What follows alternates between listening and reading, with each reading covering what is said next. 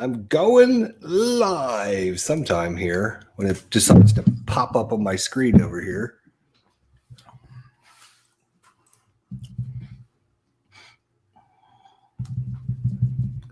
You're pretty dark, eh? Yeah, it's that backlighting. So let me see if I can adjust that real quick.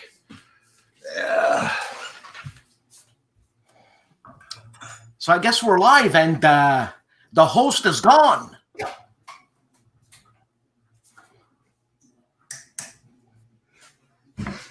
That's because I run a professional live stream here. So Everybody does the same, man. I'm trying to get a little bit of light because I got the backlighting. Those curtains don't shut. Anyways, hello everyone. Hopefully we'll get some people here since this is an impromptu at the last minute kind of thing. So I appreciate you joining me.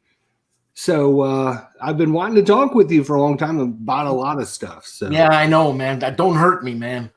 Oh, it's all about you. It's all about you because I remember the last live stream you did. It was all about Grant. So, and all you did was complain that he was taking up too much time, and it wasn't about you. So you know, I said I got to get on this, and I got to make a live stream that's all about Dan. So let's talk about Dan. You live in Quebec. Yeah, I live in Quebec. It's a really nice place. Gorgeous, beautiful. It's got some really good heritage there as well. Let me tell you, it's the cradle of North America civilization. Huh. And I'm going to argue with any Bostonite, any whateverite. I don't care. But the Frenchmen were here first. That's right. And that's it, man. And that's it. That's all. That's it. Well, I mean, the Frenchmen were here first. Let's reiterate there. Obviously, the North American natives were here first for millions and millions of years till then. I don't consider myself a white man, you know. I'm olive. I'm Italian. I'm olive. Right. So when the white man came here, well, what do you want? You know, they did what they did. And yeah, we can't go back and change things. I mean, bloody hell. But anyways, I whatever. I mean, God. Yeah. I lived for many years in Buffalo, New York. So I was in Canada, Toronto, and I loved every time. I thought Canada was a great place to grow up next to. So I haven't traveled much, you know. I mean, I've traveled to the States because Buffalo is not that far away. New York State's not that far. Well, New York State, obviously, Buffalo, Vermont, New Hampshire. And it's funny, because as soon as I cross the border, my border is Plattsburgh, let's say, okay? Okay. So as soon as you cross the border, the mentality changes tremendously. Really? Tremendously, man. Because, I mean, you know, we all have stereotypic Canadian things, and Americans have all Americans. When I say American, I'm American too, right? But USA,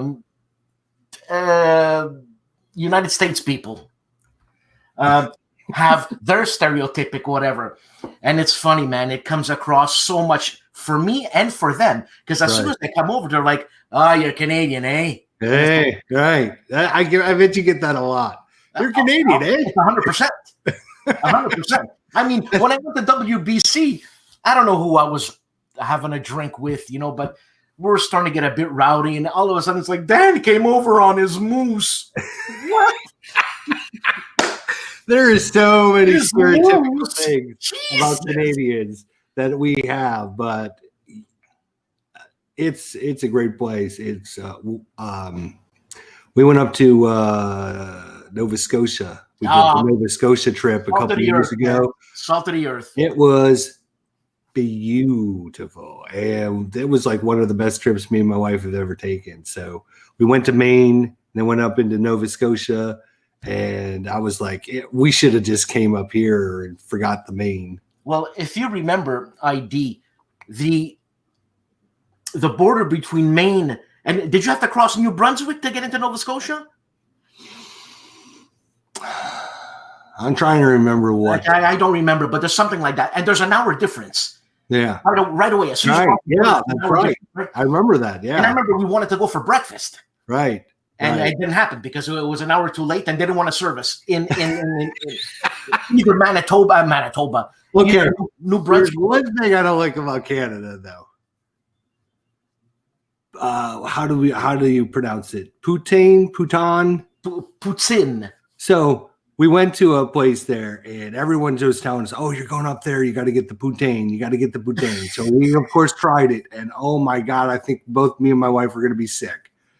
Well, it depends. Look, it depends because basically it's French fries, gravy, and cheese. Right. Like, what's the big whoop?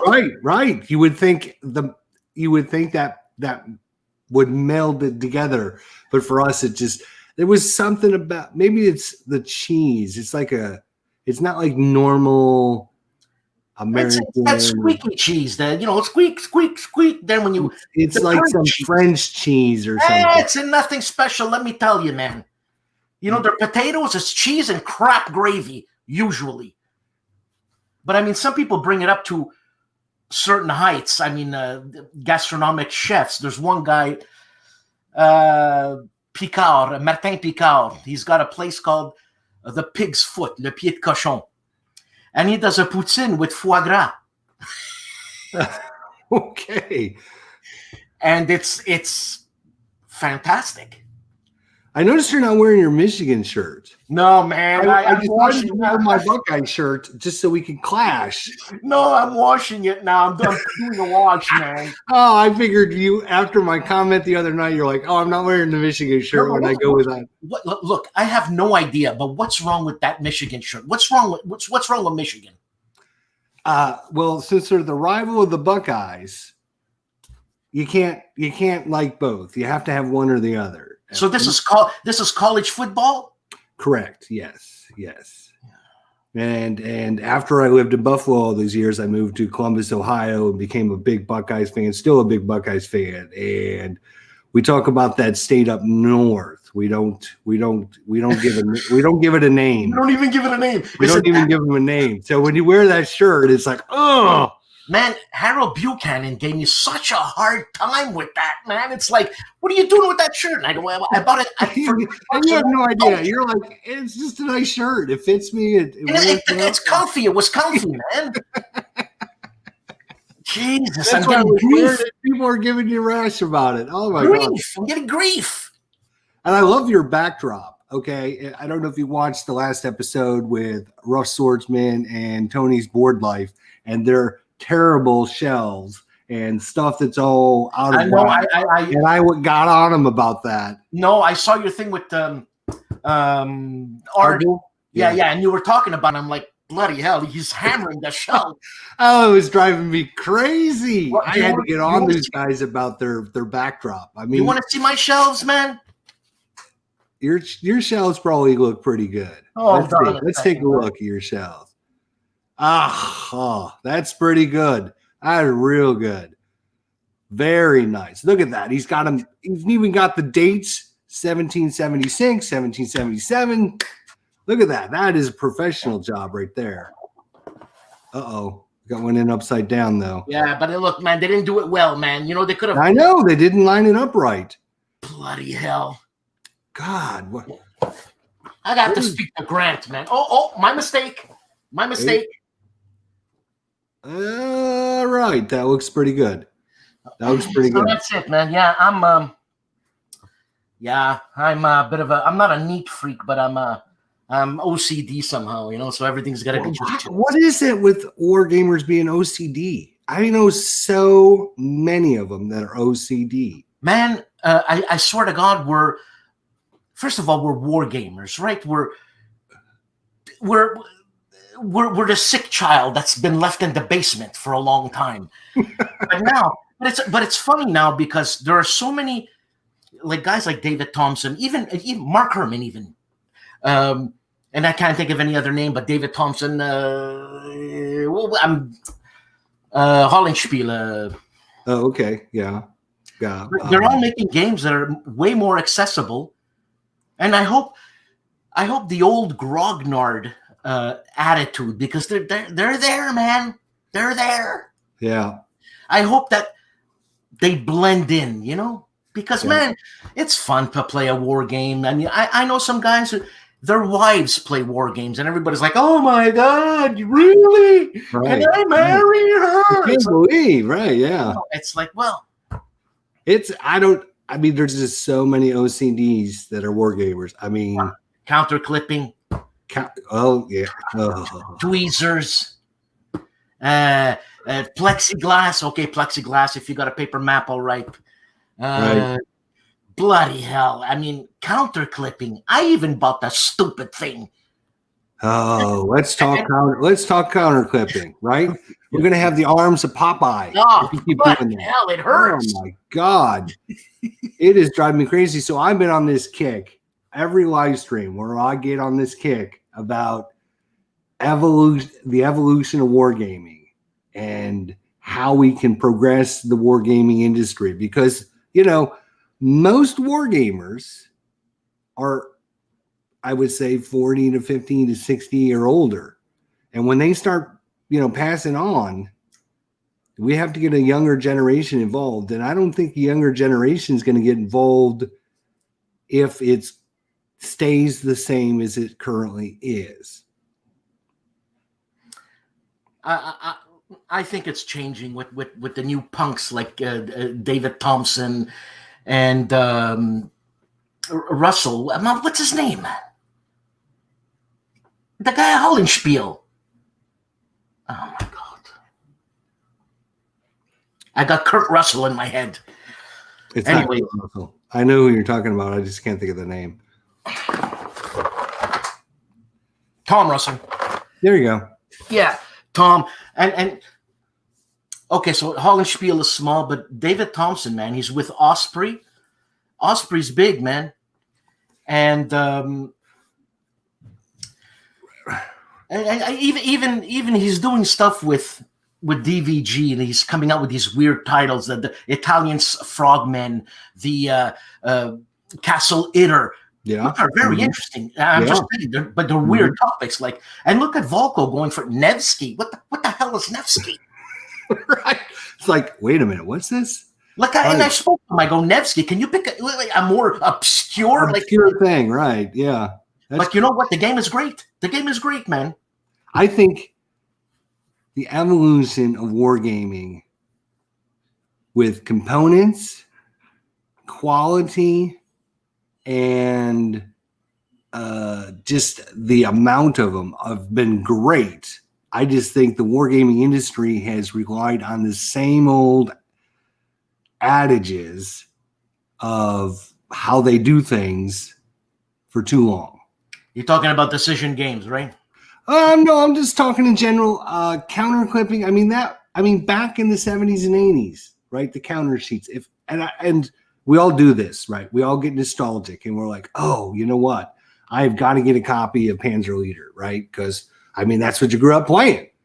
And you go and buy it and you get it and you're like, really?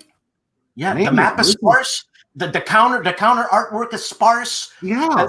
It's like two numbers on a counter. And the rule book reads like a lawyer's obituary or something like that. It's like, because there's so much better games now, man. There is. Like you said. Yeah. I mean, I would say in the last 10 years, it is doubled to tripled what it used to be. Absolutely. It's just, and I think that will get some people more involved in it. I just think there are certain things that will be a turnoff for people. Counter clipping is one. And I think counter clipping can go away if us as the customers push it. And I've been pushing it everywhere I go, everyone I talk to, because I'm round counters, man. Just get the counters round. That's all. Punch them out of those damn, Ardwolf. We had this nice discussion with Ardwolf the other day, and he was like, "Well, what happens if you're missing a counter?" I'm like, "Okay, so what they do is they just include a couple blank counters for the different colored units.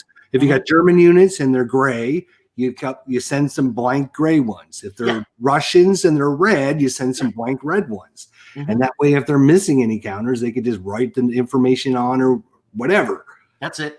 And that way people get the thing and they don't have to spend 8 to 10 hours clipping counters just before they can even do anything with the actual thing they just bought. I don't know where this clipping counter thing started. That I have no idea, but I remember I had my old Panzer leader and I clipped all the counters. And you know what? I thought, what a stupid thing I just did. I just clipped my first game, my classic first game. I just massacred it. Right. I should keep it square and all that. Yeah. And I ruined it. We didn't have counter clipper machines like 5-10 years ago. So we were using nail clippers or we were using X-Acto knife or whatever. And man, they don't look half as good as these actual devices. So no.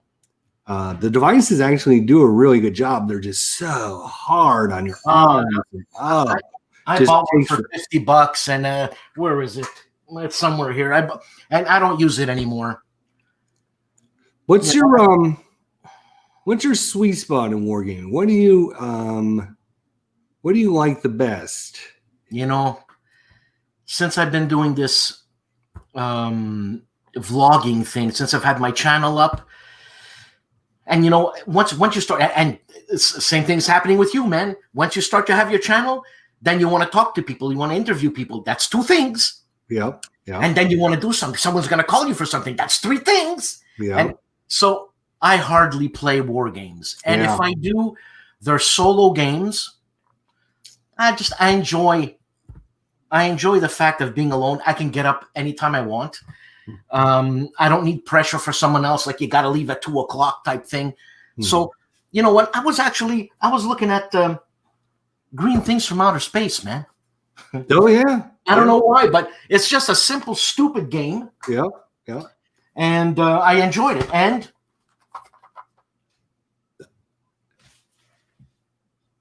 oh yeah. You know what? This is a mindless game. It's a game that as you're cooking supper, and it's a long type of supper, you put it out on the table, you play a few cards, this and this and that, but it's basically dice rolling. So I don't know, man. I can't do anymore.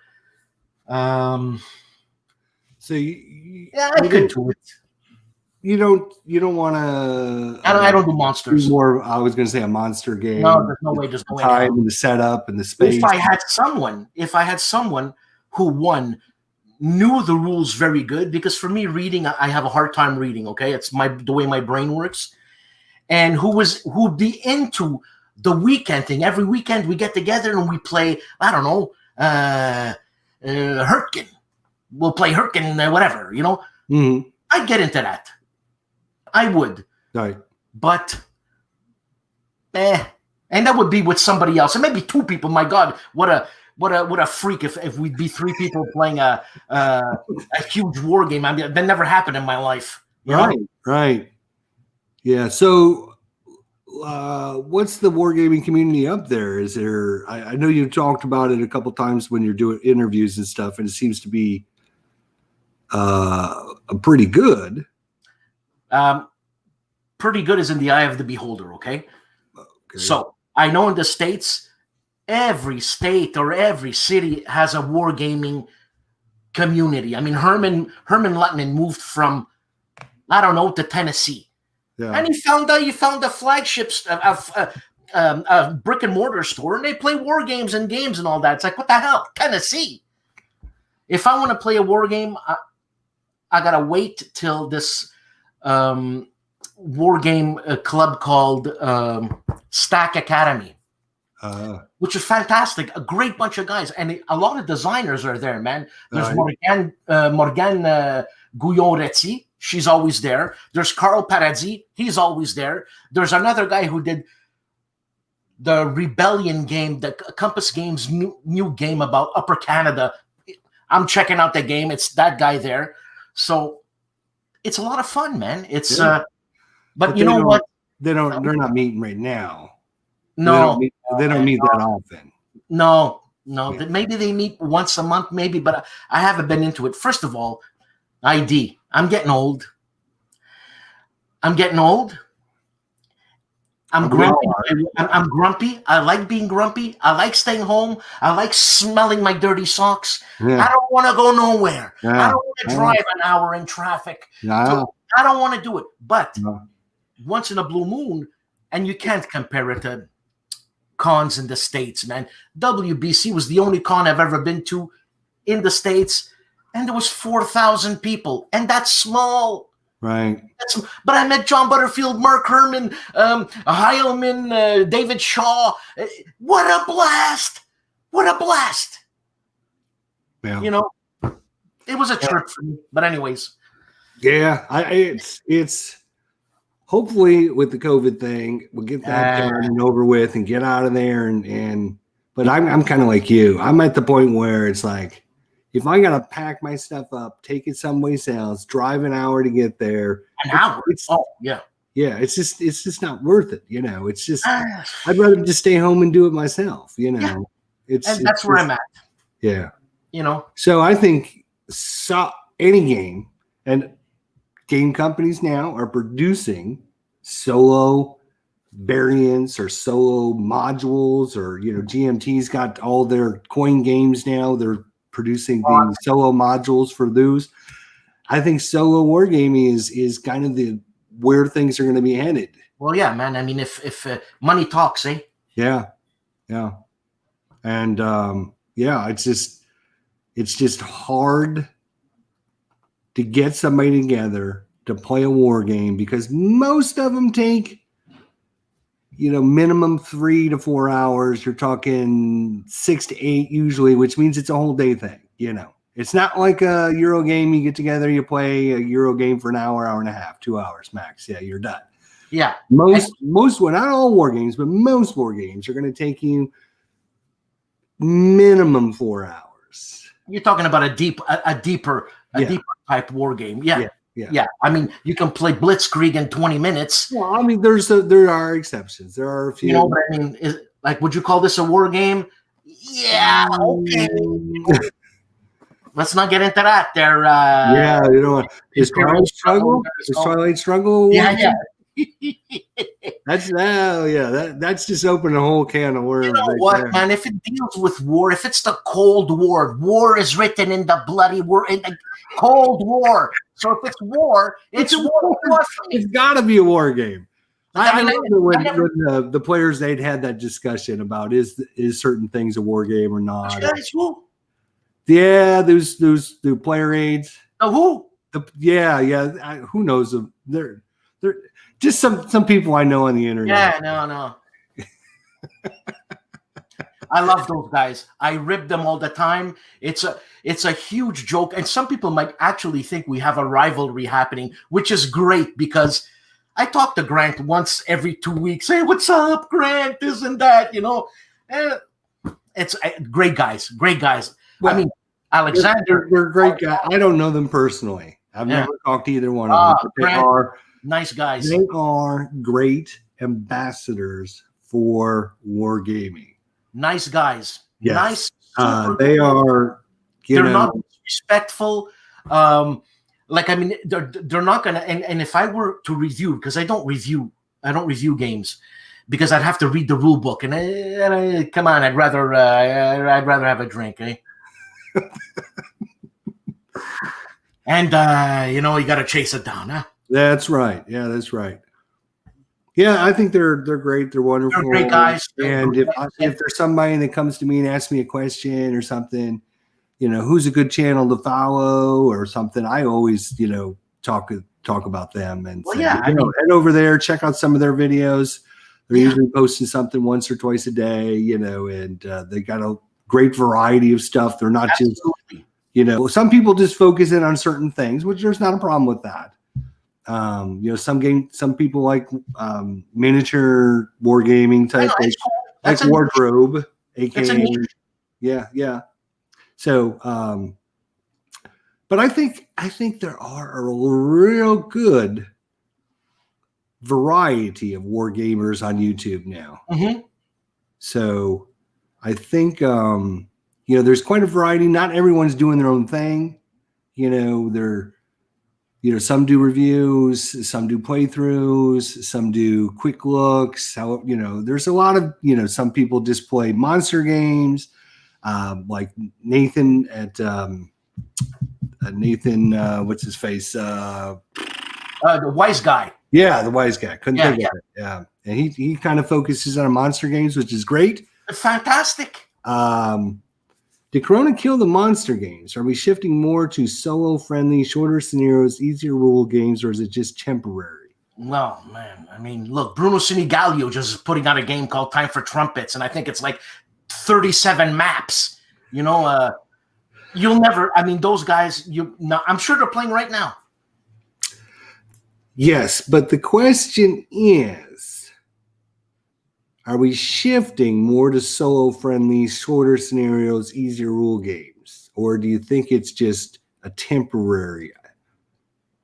No, I think it's just a different dialect. Because if playing with people is fun too, man. It's like you get the laughs and the bad dice rolling. Ooh, I mean the screams and the shouts. The teasing going on. Absolutely. Solo's great. It's great. But I think solo, and I'm gonna say 2-player for lack of a better word, is fantastic too. There's nothing like a party, man, Yeah. But when you're talking monster game, you're usually talking multiple maps, lots of counters, lots of setup time, lots of counter clipping, lots of 10 to 20 hours of gameplay. I mean, and you're talking space too. Look, if someone has I know, what is it? Charles Cabela from the Charleston Gaming Society. I forget the exact thing. I think he had his whole garage was just a huge table, and they played, and good for them. There were like 6 people, man. And if you can get that, yay! Right. He's the only one. Right. Right. And Like I said, not everyone has the space. Not everyone has the time. Not everyone has the desire to go through and say, okay, we'll get together, we'll play a couple hours, then we'll wait until next week, and arranging schedules and everything. I don't think monster gaming is going to go away. You think it's going to go away? I don't think it will go away. No, it's not going to go away. No, I don't think it'll go away. I think there'll still be a demand for it. But I think solo-friendly, shorter scenarios and easier rules will be a trend the industry is going to take. I think that'll be a trend that it will definitely take. I don't think monster gaming is going to go away because there is, I would say, of all wargamers, 20 to 25% play probably. What do you think? If you had a percentage of players, wargamers that played monster games, I would say 2%. 2%. Yeah. Look, really? just at WBC, when I went there were many rooms, okay, but the one massive room was Euro games. Great. Another room adjacent to it was more mixed war gamers with Euro games, but a lot of war gamers were playing the Euro games. Like they were playing, who was it? Ben Hull was playing Jaws, Right. And I mean, look, it's fun. It's fun. I mean, you're going to say Ben Hull is not a war gamer? For God's sake. I mean, seriously. Right. And then there was upstairs. Hey, upstairs. Shh. You go upstairs and it's quiet. It's like a chess tournament. And there's like, I'd say about 20, 30 tables as compared to 200 tables and 500 tables back then. So that's why I say 2%. Well, look, man. You're kind of comparing monster gaming to Euro gaming, though. I'm talking if you just had a room of war games. We're talking, Combat Commander, Flying Colors, whatever, any war game. If you took those 200, 400 people or whatever, what percentage of those would be playing monster games as opposed to playing what I would consider, you know, Combat Commander. Yeah, Common Commander, Lock and Load. You know, I'm just trying to think of some, you know, easier, you know, I would say anything less than 4 hours is kind of a light war game. So what percentage of those people would be playing monster games versus playing regular war games? And that's why I think about 20 to 25%, but you're saying 2%. Oh, man, I wouldn't go higher than 5%, man. Really? Well, look, remember, I'm not used to these big conventions in the States, okay? So I can only assume from what I saw at WBC, from what I would see at Stack Academy. Stack Academy, no one's playing monster games because it's a one-day thing. So, well, see, yeah, I mean, that kind of limits, right? And like Buckeye Game Fest in Ohio, where starts on Monday. You got Wargaming Room starts on Monday. The actual convention doesn't start till Thursday. So you have Monday, Tuesday, Wednesday, Thursday, Friday, Saturday, and Sunday to play your war game. So that's and there's a lot of monster gamers there. There's not a lot, but of the war you can't go early to the convention unless you're playing the war room in the war room. And the people that go to the war room, I would say probably 30 to 35% are playing the bigger, more, you know, the Devil's Cauldron or, you know, Operation Mercury or something like that. That's going to take several days or, you know, to complete. Doesn't Aardwolf go there? I'm sure he will. I haven't gone in a few years because I moved down to Florida. I was planning on going back this year, but they canceled it because obviously. Yeah. So, I mean, I was actually planning to go to Consim World, believe it or not. Yeah. And well, this happened because at Consim World, I know Stuka Joe was going to be there, and I mean, I can't wait to give that guy a kiss and hold him because I've been wanting to kiss that guy for years, man. And it got canceled, you know. Well, we got Aardwolf, Speak of the Devil, right there. All right.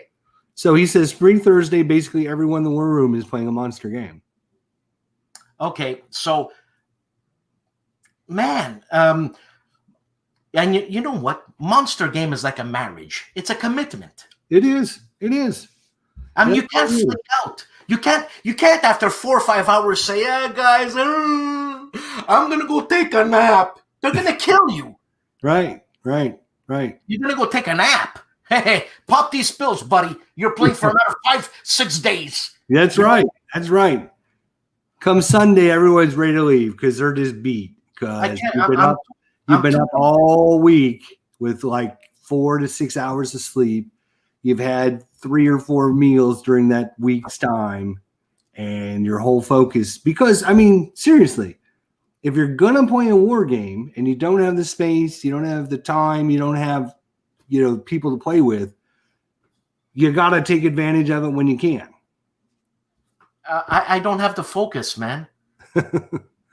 Some people don't. That's why I said Monster Wargaming is not for everyone. I don't think. I remember playing at WBC. That's the only con I've ever been to. So you're always going to hear me talk about WBC. Oh my God! And I was playing with the Player's Aid.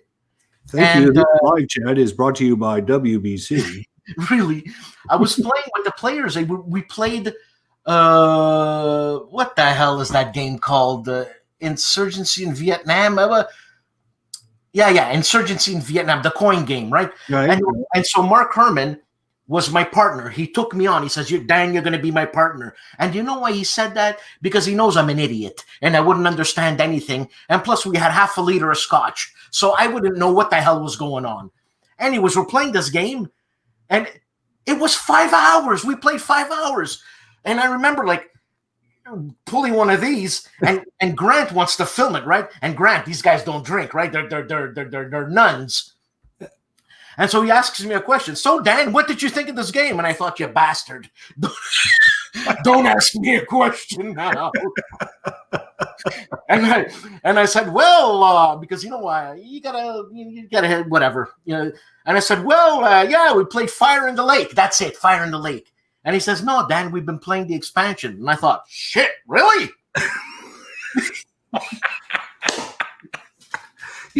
No idea. No idea. But we were kicking Grant's butt, man. But then Grant pulled a move. He pulled a move, man. It was a slider, and he fried us. He seems like he's a pretty tricky little guy. He seems like a pretty tricky little guy. Mm-hmm. Hi, I'm Grant. Yeah. You got that too, eh? I got both of their impressions. I'm Grant. And I'm Alexander. Yeah, Alexander. Swear to God. Let's see what's catch up on the chat here. We got Ardwolf saying there's nothing like Monster Gaming experience, though. You can get and stay immersed for days. Yeah, I mean that. Yeah, if you're on Ritalin, yeah. Yeah. Robert Townsend said you're playing the Fall of Saigon expansion for Fire in the Lake. Yes, that's right, Robert. Yeah. How is that coming along? I see it's on the just about ready to be printed. So yeah, I think it's fine. Tony's Board Life says his bookshelves are neat here. They better be, man. They better be. Look, Tony, man. Now I got your number, man. Show him yours. Show him yours. You want to see mine, Tony? Tony, show him. I hope you're sitting down, huh? Yeah. Look at that. Beautiful. Look at that. Everything's lined up neat and organized. Look how everything is like aligned. It's aligned. He's got them by date. He's got all the companies. He's got them together. That's what I expect. And Ardwolf Lair, he was just as good as No Enemies Here. So I know Rough Swordsman and Tony's Board Life have a lot of work to do to get their stuff up to snuff. Come in so we can show us. Yeah, I'll send him over. Hang on a second. I'll send him a link. Let's see. Yeah, I just got an email from Uva. Oh. Still throwing out names, I see. What's he saying? He's saying, oh, man, we were supposed to do something, but they had a 7:00 appointment, okay, because I'm gonna have Uva and Gunther on talking about the new space game that they have. When are you doing that? I have no idea. We were supposed to do it Sunday, but he just wrote they had a 7:00. You see, look, that's so American. First of all, he's German, but he says we had a 7 p.m. What the hell does that mean? Finish your sentence. You had a 7 p.m. What? Right. Yeah. So Canadians will tell you everything. Hi, how are you? Is everything nice? Do you want to come? Oh, do you mind if I answer the phone? No, go ahead. Do what you got to do. I can keep people entertained for a few minutes. You take your time, man. It's no Hello. big deal. We'll get Tony on here and Uva, I'm just talking about you live. Live. We're talking about you. Put them on. Let's put them on. Yeah, I know. You didn't get in touch with me. I figured.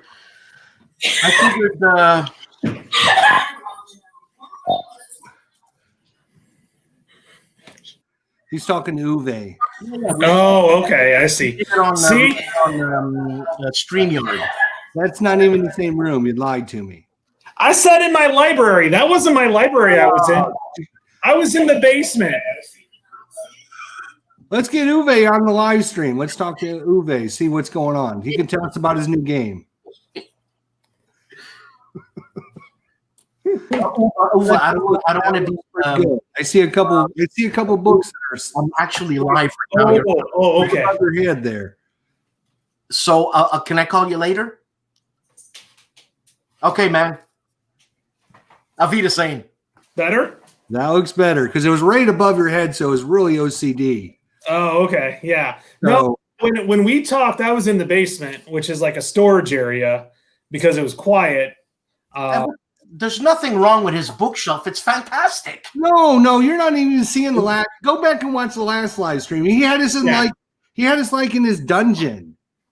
Yeah, I was in my basement storage area because it was like my kids had we had like a slinky and toys. We had tennis. I'm sorry, Eddie. you lost all credibility there. I mean, look at the guy. He's clean shaven, a nice glass. He's a good looking guy, and he's got a good bookshelf. What's the matter with you? He's fibbing. He's fibbing. He's not showing you. He's not showing you the real him. He's not showing you the real him. Are you kidding? I personally picked out every single one of these books. And then he's not in his basement. He's lying to us. Yeah, I'm not in the basement because I don't have to worry about the noise. You still have kids running around. Now there was when we did that Sunday. Okay, we'll let it slide. Did you see his beautiful shelves? Did you see his beautiful shelves? You mean Tony's great shelves? No, I meant Dan. Did you see Dan's beautiful shelves? Yeah. Oh, yeah, I did. Yes, those were real nice.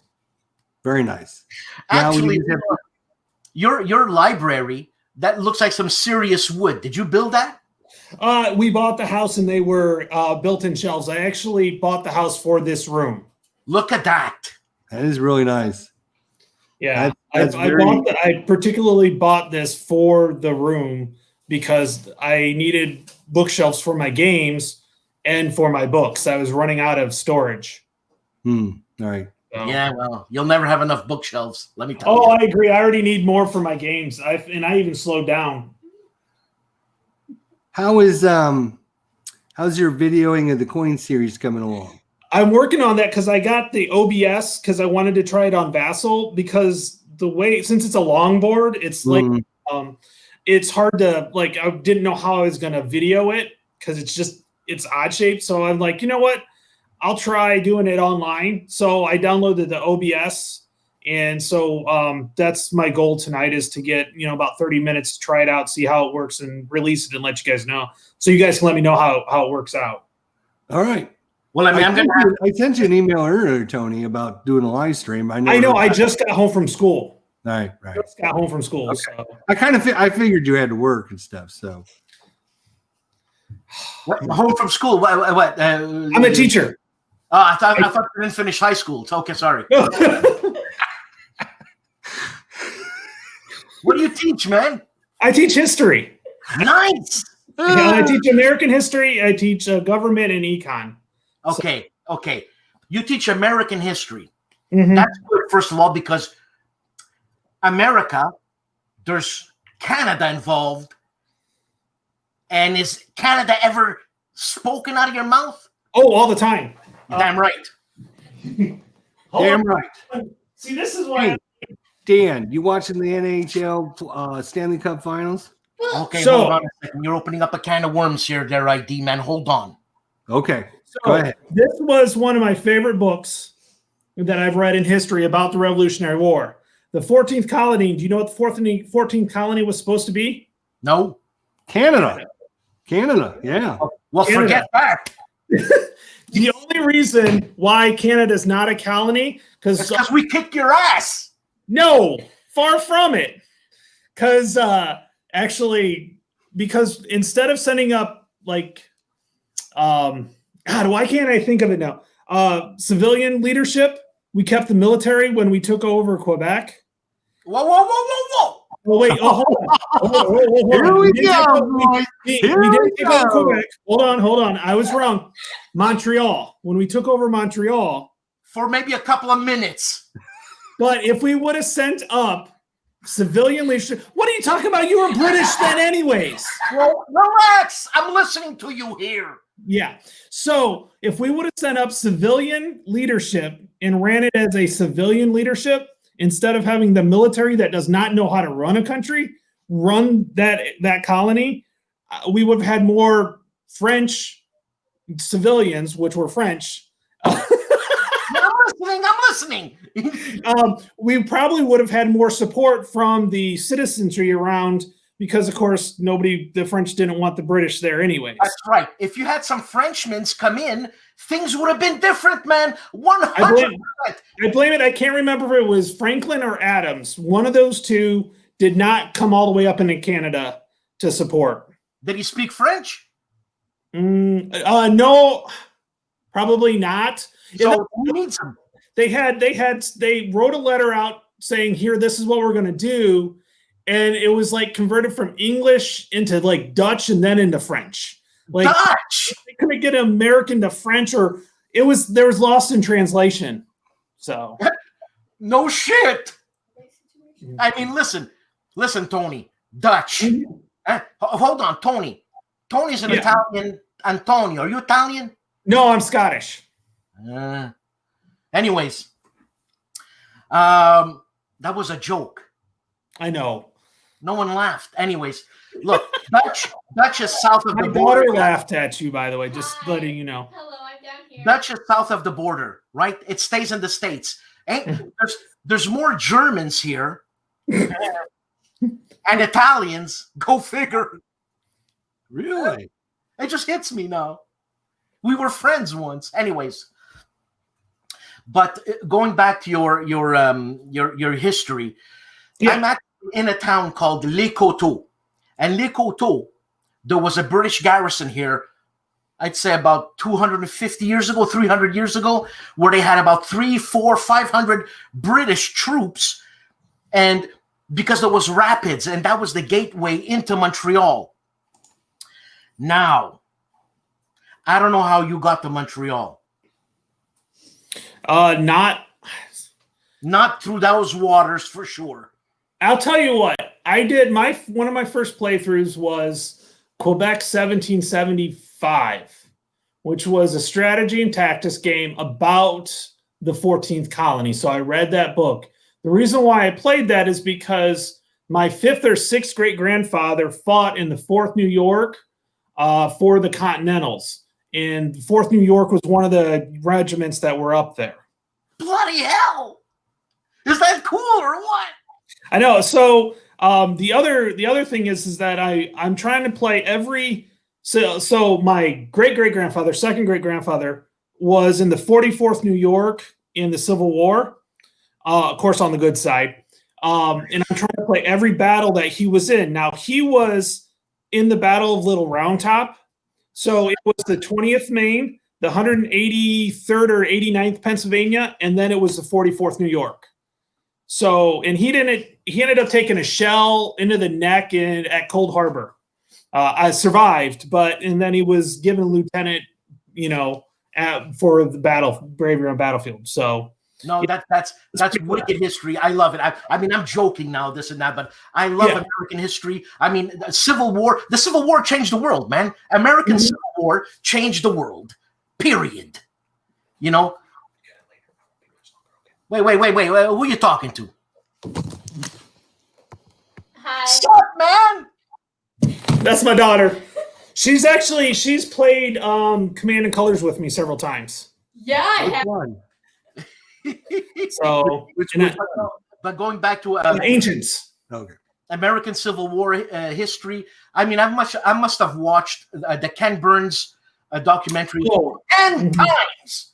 Easily. And I got into Shelby Foote, and I was looking at listening to Shelby Foote, this and that. Oh man, it's so fascinating. It's unbelievable. Oh, I love it. I love it. And so I was such a big military history, but I teach modern American history. So basically it's from 1877 on. So I get to teach World War I and World War II, but I've also come to find that the industrialists like J.P. Morgan and Vanderbilt and all these, robber barons basically were just as interesting and just as fascinating as the military leaders. Well, yeah.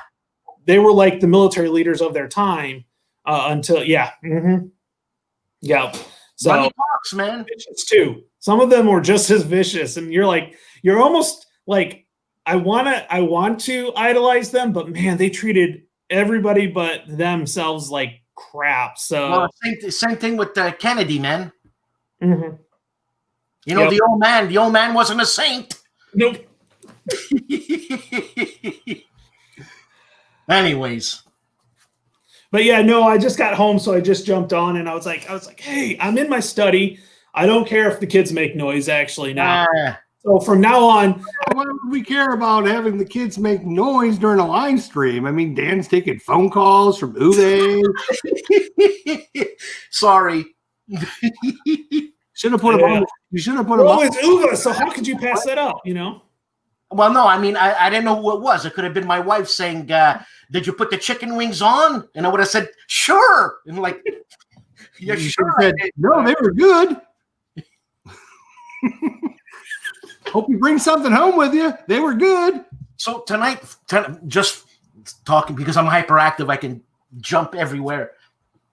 Tonight, I'm having homemade pizza with homemade chicken wings.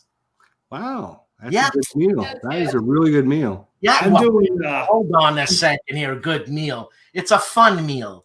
It's I'm it's getting good fat. meal. I'm getting really fat. Look at this, and it's Who slow. cares? Ah, Who cares? I care. I need a Why do break you care? Why do you care? because well, Who do you got to impress? Nobody. yeah, well, that's bad. If you start thinking that way, that's bad. You got nobody to impress. Let yourself I go. know, but I man. mean, You only got a few years left. You might as well enjoy them. oh my god. You might as well enjoy them while you got them.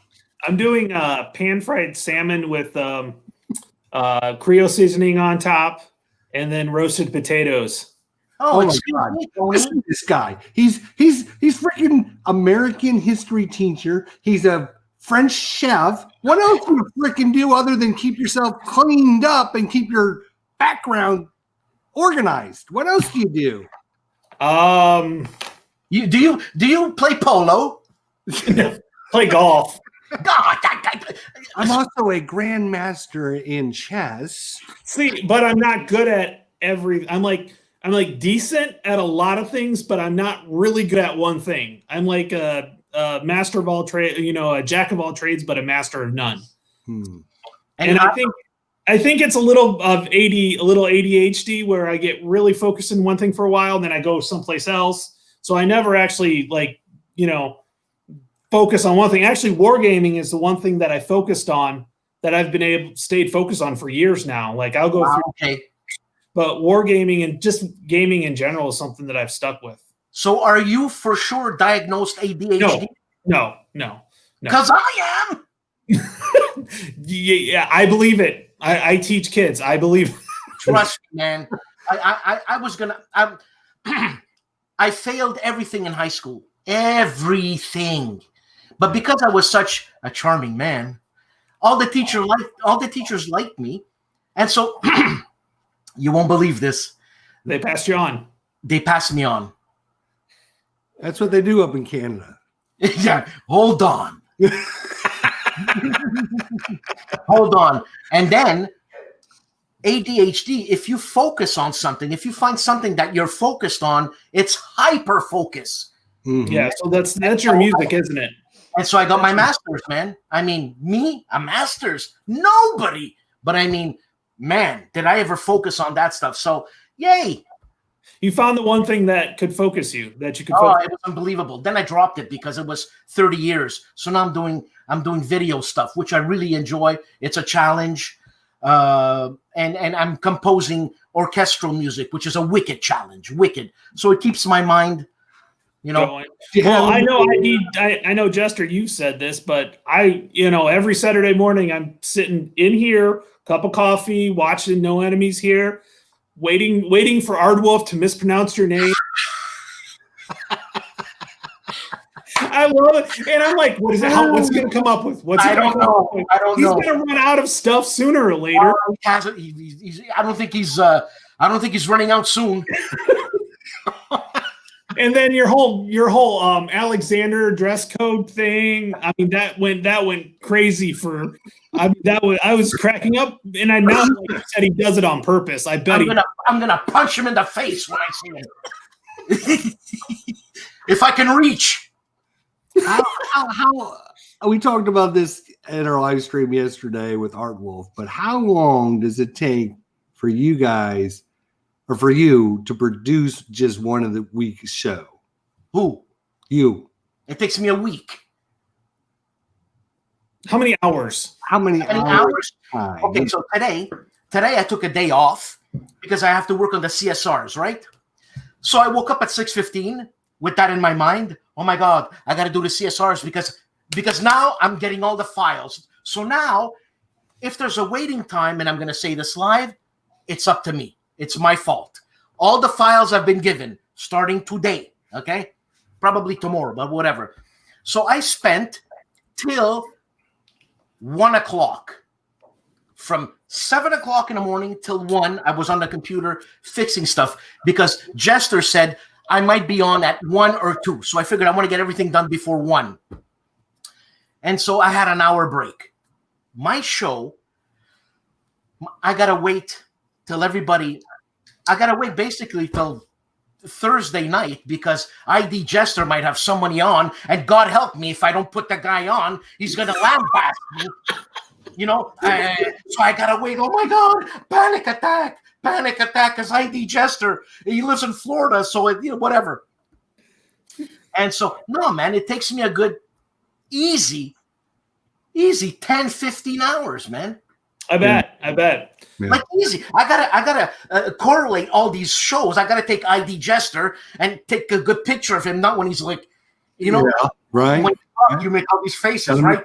Sometimes you can go like, you know what? Make the guy look like a tit. I want to be first this week. Okay, I'm sick of being stuck in the middle. Okay, you put me in the middle of a bunch of yahoos that nobody cares about. Everybody, hey, I'm that yahoo that nobody cares about. Through that section, I don't want to be fast forwarded through. I want to be first this week. I want to be number one. Hey, we're going to show you the best wargaming channel out here. Here we go. And it's me. Unbelievable. I got in this for fun. And you get people like Jester giving you a hard time. Well, I'll tell you what happened, though. I just made a little comment because he forgot. I did five videos in 1 week. I know. I saw the video. Not 1, not 2, 5 videos in a week. And the show comes out, and I played it, and I'm like, let me play that again. And I played it again. No ID Jester at all. So I posted a comment on his little thing about, hey, did you forget me? I did 5 videos this week. Just letting you know. And you know what happened? 2 dudes showed up at my front door with suits. No, but I saw that guy. I saw that guy commenting. I don't know who it was, but he laid into you, man. It's like, that's not right to be doing that on his channel. I'm like, dude, what are you, his attorney or what? So he sent his men after me, basically. He strong-armed me. He said, you just either back down or we're going to have to take you out back. Your choice. I'm like, okay, all right, okay, I'm all right. Oh man, there's politics everywhere, and like I said, I got into this for fun, and you meet the loveliest people, right? Like yourselves, and you think you're the only one that gives me grief? I could send you some emails, man. You wouldn't believe it. Oh, I bet you wouldn't believe it. So Dan, I've got to tell you this. So the first time my videos got up there, you pronounced my last name the way the Scots did. So my last name is Kinnear, like dinner with a K. You pronounced it Kinnear. Kinnear, yeah. It's actually Kinner, like dinner with a K. Oh, Kinner. But I was cool with that. I actually liked it because that's exactly that's how it's spelled in when I followed my name back. That was exactly how it was spelled and how it was pronounced in Scotland. I was like, I'm not even going to correct him because I like it. No, because I know. There's a band I love called Gentle Giant, and it's Carrie Minear. I thought it was Carrie Kinnear. Sorry. Oh no. So now it's like I rebranded because I like this better. I like Tony's Board Life. I kind of like the way that I wanted to rebrand it. I'm like, man, now he doesn't call me by my Scottish name anymore. What do I say? See, that's what happens when you get rich and famous there, Tony. What do I say? What am I saying? No. You say Tony's Board Life, which is fine. But what you would do is you would say, hey, Tony Kinnear's got such and such on. I was like, that's sweet. I love that because that's like I'm really big in genealogy, and all that stuff. And I've gone through. So I'm Scotch Irish, actually. So half my family. Scotch Irish, eh? Okay. Yeah. I like my Scotch and I like my Irish whiskey. I just bought a new Scotch that I really love, and it wasn't like $500 a bottle. Yeah. What was it? Shoulder Monkey. Oh, I know that one. Yeah, it was like $33 for the bottle. That's an Irish one, right? No, that's Scottish. It's a single. No, I'm a Jameson on that. When it comes to Irish, Jameson. Yes. Man, just drink water. I get the 12 or the 18. Oh, excuse me. I find it so much cheaper to buy them as bottles than going out to the restaurants. Well, yeah. Well, yeah. $10 for a shot.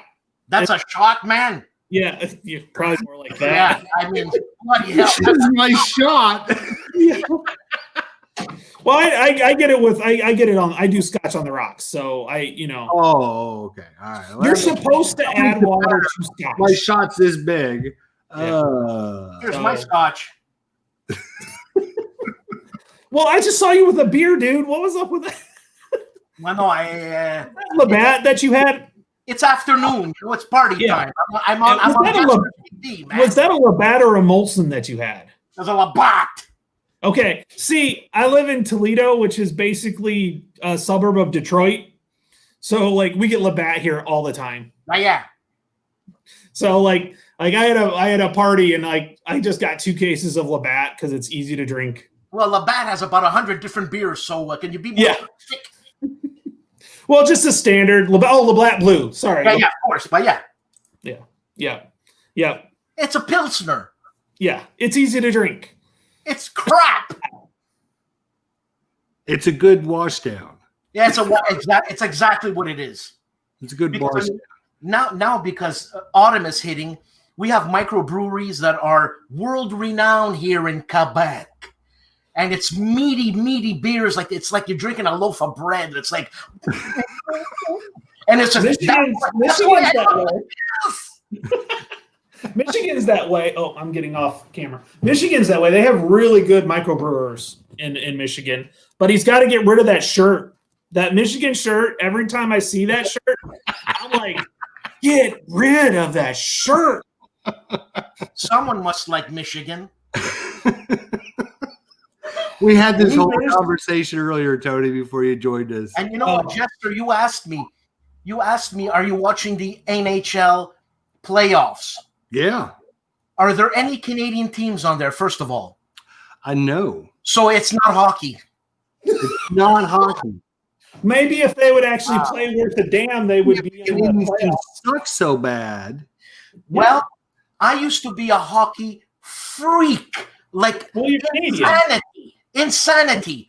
It's like in your DNA. Huh? It's like in your DNA. But no, I'm Italian. But you're Canadian. Okay. Right? Yeah, of course I am. Sorry, I disrupted you. Yeah. A red squirrel. Anyways, what was I saying? Hey, Jester, do you know when I stopped watching hockey? Because I couldn't believe the transaction that was made. It was even worse than trading Gretzky, that coke sniffing Pocklington. Probably when what an idiot! When the Nordiques went to Colorado. Who? The Nordiques went to Colorado. Yeah, and what happened that year? Colorado. Well, they had the Eric Lindos trade. Okay, no, hold on. Yeah, that's another sad story. His mom was such a bitch. But anyways. Anyways, Jester, where is he? She was. He's gone. And the kid had no balls. He didn't survive very long, actually. No, the guy was a monster. He was a monster. For all his hype, he did not perform. Yeah, man. Those are the best years of my life in hockey, when the Nordiques and the Habs had that rivalry, even better than Boston. But anyways, wait. I stopped watching hockey when they traded Chelios. Chelios. I said, are you crazy?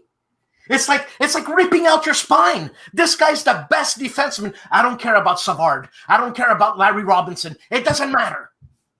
Chris Chelios. Are you kidding me? Chelios got Chelios. He's the next Bobby Orr, man. The next. Okay, Bobby relax.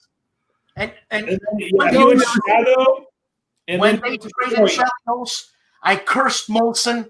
I don't drink Molson anymore. I drink Labatt's.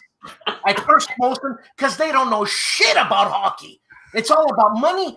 And when Chelios, what did he go to the Avalanche? Did he go to the Avalanche? No, Chicago. Chicago. Oh, and then they traded Patrick Roy. You guys call him Pat Roy, right? The greatest goaltender other than Brodeur, whatever. Wait. The greatest goaltender ever. Don't even go there because I disagree with you on that. Yeah, what are you going to say? Cheevers? No. Esposito? No. Dryden? The slinky. The guy with the slinky for a spine. Dominic Hasek. Dominic Hasek. Okay, Patrick Dude, Roy. the guy stood on it. So, yeah. Anyways. Uh, No, it wasn't the reason. You know it was the reason. The reason why he got traded was because of my Detroit Red Wings. Come on, man. On him in one game. What are you talking 10 about? goals. I can't even fit my fingers. 10 goals. I live in Montreal. I know why he got traded. Him and Schneider slept with Ronald Corey's wife. well, That's it. I That's think when he got traded. And when Patrick Roy, I'm talking about Chelios and Schneider.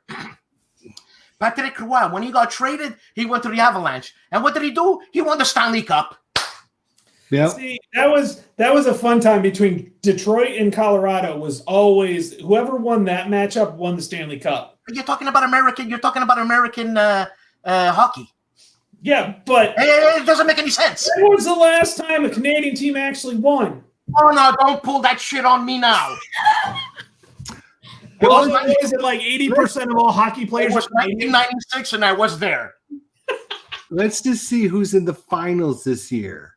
Okay, whatever. Detroit or Tampa and Dallas. Yeah, let's not talk Two of baseball. the most southern Let's teams. not talk you can get. baseball. Toronto Blue The Jays. two farthest south hockey teams you could possibly get are in the finals, Yeah.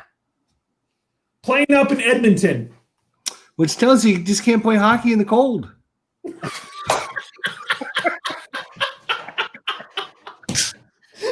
Oh man. Oh man. There was a skating rink. There was a story here, local news in Nova Scotia, because my fiance is from Nova Scotia, and some kid was playing on the ice, whatever, and he was alone. It was 6 o'clock in the morning, 5 o'clock in the morning, and who's a hot player? Starts with a C. Corey Carey. Corey Perry. I don't know what that. Yeah, come on, number one. He was a number one scorer for a couple of years, and he got Corey hit. Perry. Huh? Crosby? Corey Crosby. Perry. Crosby. Huh? He's Crosby. from Nova Scotia. Crosby's from Nova Scotia. Okay. So Crosby pulled up and said, "Hey, mind if I play with you?" Hey, we got stories like that. What do you guys have? You're gonna play with alligators. You're gonna play with alligators. And don't even talk to me about baseball. Toronto Blue Jays.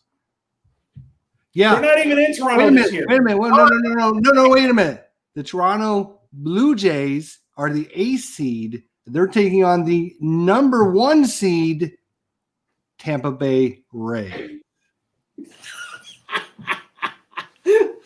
I guess we got another one on you there, Danny-O. I'm not into sports anymore, man. Chelios is gone. Everybody could kiss my ass.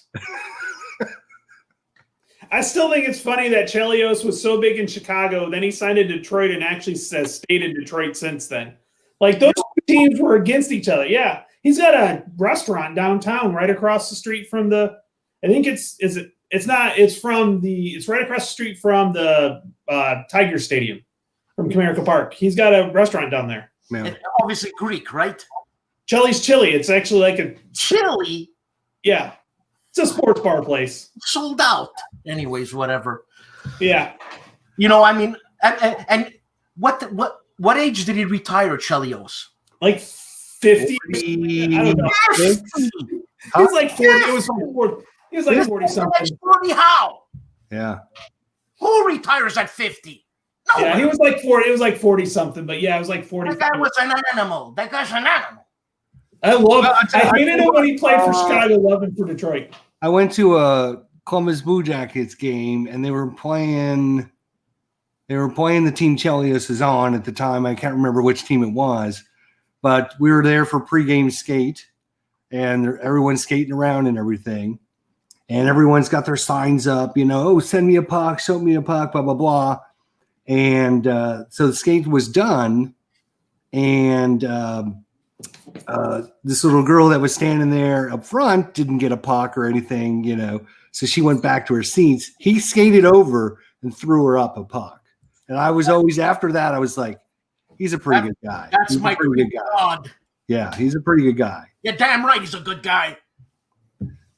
So I don't see your poster of him in the background or anything. I don't watch hockey anymore. Little man crush thing you got going on. I don't watch hockey anymore. No, my man crush is right now on Ardwolf.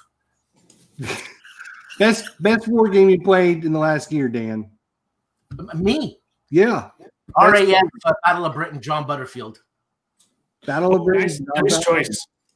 The one that Rough Swordman couldn't get through because he's not a very good air. Oh no! Hey, watch it on that Mr. Field Commander Napoleon. One roll away from not like. No, look, I never won, but I just love playing that game. Best game. Solitaire game. That game. And I think it's because of familiarity. I don't have to read the rule book. I use Stuka Joe's sequence of play cards. Yeah. Stuka Joe, man. Stuka Joe, real good guy. Oh yeah, good stuff.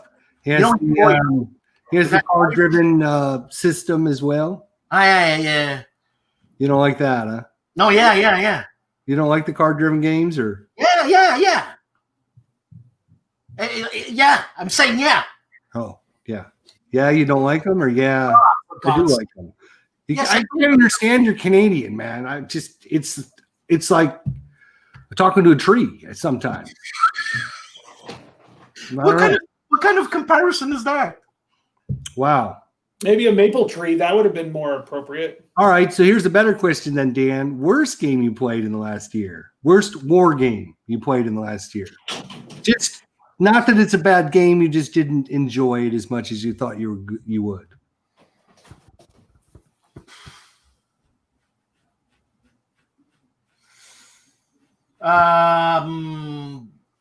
No. None. Okay. No, I don't. Yeah, exactly. I don't have any. I'm not trying to be safe here, because there's a lot of crap games around and the crap components, and I'm not going to be and I'm not going to be. And we have to stop being diplomatic here. We have to stop all this political correctness and all that. That's what's making me fat. It's the stress. I don't like it. That's what's making you fat. Okay. That's what's making me fat because I go mushroom hunting every bloody week, and I swear to God, I trek 8 hours. So 8 hours, and I look like this. Anyways, relax. Decision Games. That's the one who made. One of my favorite games is RAF Battle of Britain, right? Yeah, that's Decision. Yeah. Yeah, but their counters are horrible. Yeah, I agree. Horrible. They're about the only company that I think of right now that are doing half-inch thin counters. I mean, you know what? Compass Games had a horrible record on thin counters. I'm like, oh my God. But they're putting out games like crazy. And then they put out Combat, right? Mm-hmm. Fantastic. Beautiful components. So, as we say here in Quebec, ship-o. Ship-o? Ship-o. All right. Again, can't understand a word you're saying. I don't know what's going on. Ship-o. He's getting as bad as Rough. I know. Can't understand a word he says because every other word out of his mouth is crikey. Crikey this. Crikey that. Holy crikiness. Really? Bloody hell. He's a great guy, dude. He's There's a great guy. in the wargaming vlogging scene, there's been a Australian invasion. Yeah, there certainly has been. Yeah. Yeah. It's What's like, up with that? I don't know. I think it has to do with the mongrel gang in New Zealand. And I know it's not Australia, but it's the same thing. That was funny, man. Tony, I laughed. Look, and I'm laughing. Now I better get first spot in the next week's show. I better get first spot. can I? Oh, Dan's gonna have fun with you. I'd watch it. He's gonna have fun with you. Oh, You're gonna be like the next Alexander issue. Can I explain to you my process? yes, sir. Okay, so I wake up, I have my coffee, I come downstairs. I'm an early riser, right? I come downstairs, everything's set up, time to start. Boom, go to my subscriptions, and I just read down the list. And once in a while, I'll start from the bottom and go up just to change things around. You happen to fall in the middle. Middle. I don't want to be in the middle. Why? That's the way it goes. Oh, okay. So we've got a comment for you there. Chapeau is French for hat. I'd like to lift my hat to you. Yeah. So it's like, hats off, chapeau. Okay. So like, Yeah. congrats or Yeah, like a hat trick. You know what I mean? right. I got you. I got you. And you know what? French is a beautiful language. It's an exact language. I think the law is written in French because there are no misunderstandings in whatever the hell I'm trying to say. But yeah. Wow. Really? That's You know cool. that, Tony? Yeah, I can speak German. Verstehen Sie Deutsch? Wie heißt du? I'm Beeson. Yeah. It's been a while. Jesus. Like 25 years now. Yeah. No, there's a lot. I can ask where to go to the bathroom. That's important.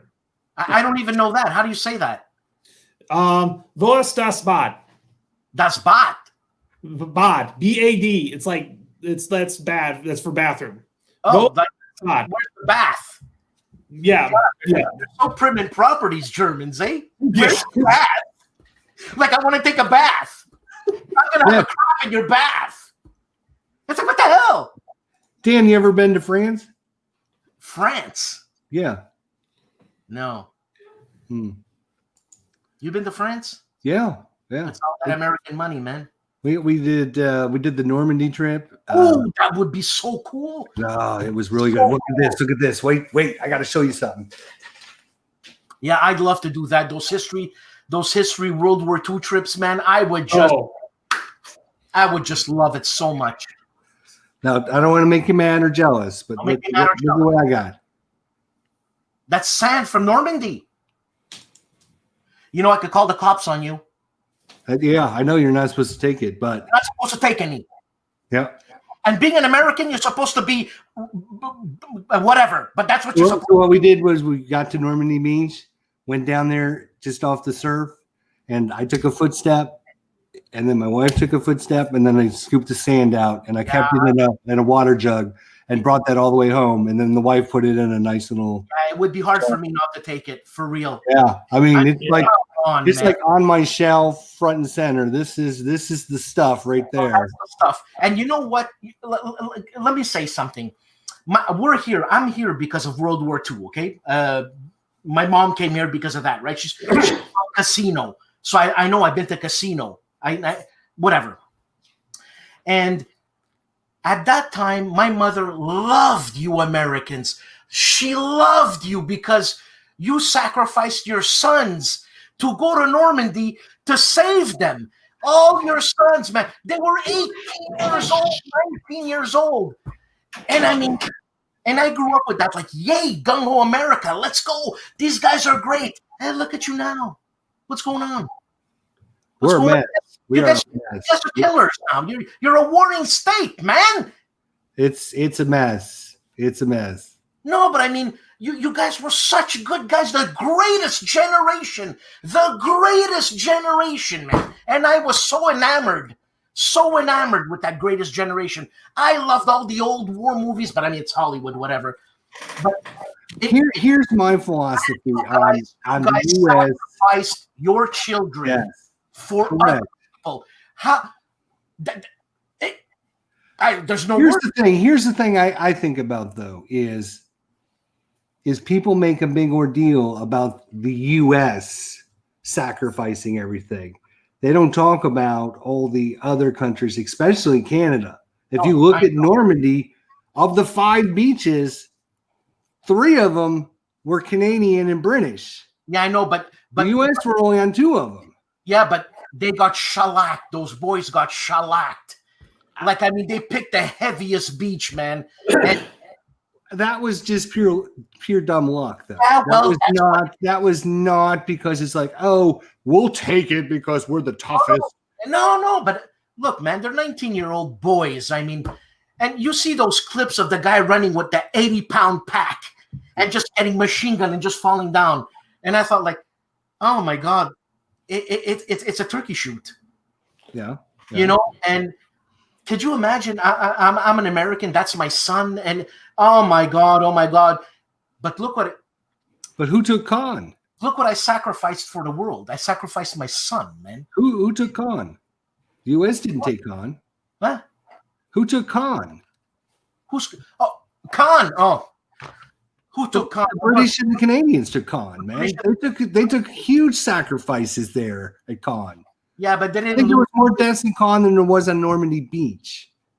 So what I'm saying is just as an American, everyone talks about the great Americans that sacrificed themselves, which is great because they did. Okay, I'm not taking that is 100% accurate. 100%. But I would like that to be expanded to not just the U.S. I would like it to be expanded as in everyone. So hold on. Had a great sacrifice. You're going to talk about great sacrifice. Let's talk about the East Front. Okay. Let's talk Yeah, about I was going to go there with the Russians. The Russians had 4.5 million people killed.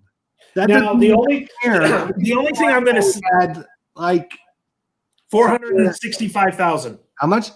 465. It was less than 500,000 people dead in World War II. The Russians had 4.5 million people. Yeah, but some of the Russians killed their own. That's true. That's true. That's true. I mean, you kind of got to take that for a grain of salt. I mean, Stalin, for God's sakes, right? Yeah, exactly. But going back to the Americans and the Brits. First of all, the Brits couldn't do anything without help. They couldn't do Shiza without. Correct, but okay, they relied on their allies for help. Well, yeah, they were the only ones that resisted. They resisted. Look at what Hitler did to Czechoslovakia, to Romania, to France, to Poland, to Holland, to everyone else said, okay, we give up. England was the only one that said no. Yeah, but there were no boots on the ground in England. There were no Germans in England. True. Maybe it would have been a different story. There was somewhere in the neighborhood of 480,000 bombs dropped on them. Yeah, I know. That's wicked. Okay. So when you say, oh, there wasn't any boots on the ground, true. But when you're getting bombed 3 to 4 times a day, I know. It's not like you're not there. Yeah, I know. Yeah. So, but going back, the Americans. I think the British were the only ones that actually resisted. I think at one point Hitler was even going to offer Britain a because he didn't want a two-front war. He wanted to be done with Britain so he could send all of his forces from the west to the east and take on Russia. He still would have lost. He might have, but he would have had a better chance if he could have just said, okay, Britain, let's make peace and be done with it. Yeah, like the British were going to do that. Sure. Sure. That's what I'm saying. Winston Churchill said, no way, we're not doing it. I don't care. We don't give in to tyranny. Now, there's a lot more to it than what we're going Yeah, to, because they're on an island, okay? So they knew they were a lot safer than France and Belgium and Holland and all the other countries. I mean, Holland had no chance. I mean, let's be honest. They didn't stand a chance against the Wehrmacht, right? France had a chance. If you look at how many divisions there were between German divisions and French divisions, there was actually more French divisions than there were German divisions. Someone messed up. Big time. Yeah. Big time. Oh, man. Well, let's talk about the Italians. I always talk about this when I teach World War I and World War II, because kids always start off on the wrong side and then switch. So the Italians in World War I were on the what is it, Central Powers, and then halfway through they're like, oh, we're losing. Okay, yay, Allies. No, hold on. And then we go to World War II, which honestly, I don't think many people wanted to be on the Axis side. I think just the people in charge were. Mm-hmm. Then all of a sudden it was like halfway through, they're like, oh crap, the Germans are losing. Yay, Allies again. So it's. But once we took Sicily, once the Allies took Sicily, because I want to make sure the Brits I don't want to mean we as in the Americans, because the Brits were there too. Once they took Sicily, I think the Italian peninsula was like, okay, we don't need to, we're good. We're going to help you out. We're not going to fight you. Look, I don't think any of the Sicilians fought anyways. I think it was mainly the Germans on Sicily. Have you ever been to Italy? No, I've been to Ireland. I've only been to Ireland. Italy you've ever been? Yeah, okay. So, you know what? In Italy, if you go south, everybody just loves to live. Hey, life is good. Don't bust my balls. Hey, I'm going to do this and I'm going to do that. It's the government. I mean, the Italian government is a shambles. It's a laugh. It's ridiculous. So, no, like my mom being in casino, around casino. Okay. Obviously she was a fascist. She had no choice. I mean, Mussolini youth, right? My mom went through that. My whole family went through that. And she told me that she used to play ball with Hans and Franz and Frick and Frack. You know what I mean? And then one day, Hans and Franz and Frick and Frack didn't show up. It was Johnny, Tony, Frank, and Dan. And she was scared shitless because of the propaganda that the Germans, same shit all over the place. But then she fell in love with Tony, Frank, John, and Bob. And she remembers, like, these guys are real nice guys. I mean, she loved the German. I mean, they're people. But the Americans did something to them. They liberated them. So you have that feeling of elation. Yay. So she loved those Americans. And she was telling me stories that she would wait for John to come back when when Bob and Frank and Dan went out, and only Bob and Frank came back. So where's Dan? Oh, he didn't make it. And I remember that's stuck in my head. And why am I even talking about that red squirrel? Why am I even talking about that? Why am I talking about that? I have no idea. Neither do I. I don't know. I like listening to it, honestly. Here's my philosophy on Italy in World War II. I'm not that great on World War One. I mean, I know a little bit, but here's my philosophy. It goes to just about every country that participated in it. It is for home and country. That is what you can take out of World War II. Italy had no business being in this war because they weren't fighting for home and they weren't fighting for country. No, they had that. They had no morale to fight. No, most of them were like, "Why am I out here in the middle of a freaking desert fighting the Germans? You know what I'm saying? Why would I want to do that? I only want to live in Italy, like I was doing last year. Why the frick am I here?" Russia invaded my Germany, fought teeth. Well, yeah. Because it was for home and country. Yes. Germany when you talk to the German officers and everything, they were fighting for home and country, and even though they were invading, because Hitler programmed them to say, this is what we need to do to become a good country. They took it away in World War I. We need to take it back. If we don't, we will fail. Our history, our heritage, everything will go down the tube. Everyone believed them. So they were, believe it or not, fighting for home and country. And you know what, Jester? And that's why the Americans at that point were the greatest generations, because they didn't give a crap what happened over there. But obviously it was going to affect the rest of the world, right? And they went, man. And they went. Yeah, there was. But wait. And I'm a U.S. guy. And Yeah. I'm a wave the flag and blah, blah, blah. I got married on July 4th. That's, so I'm an American guy.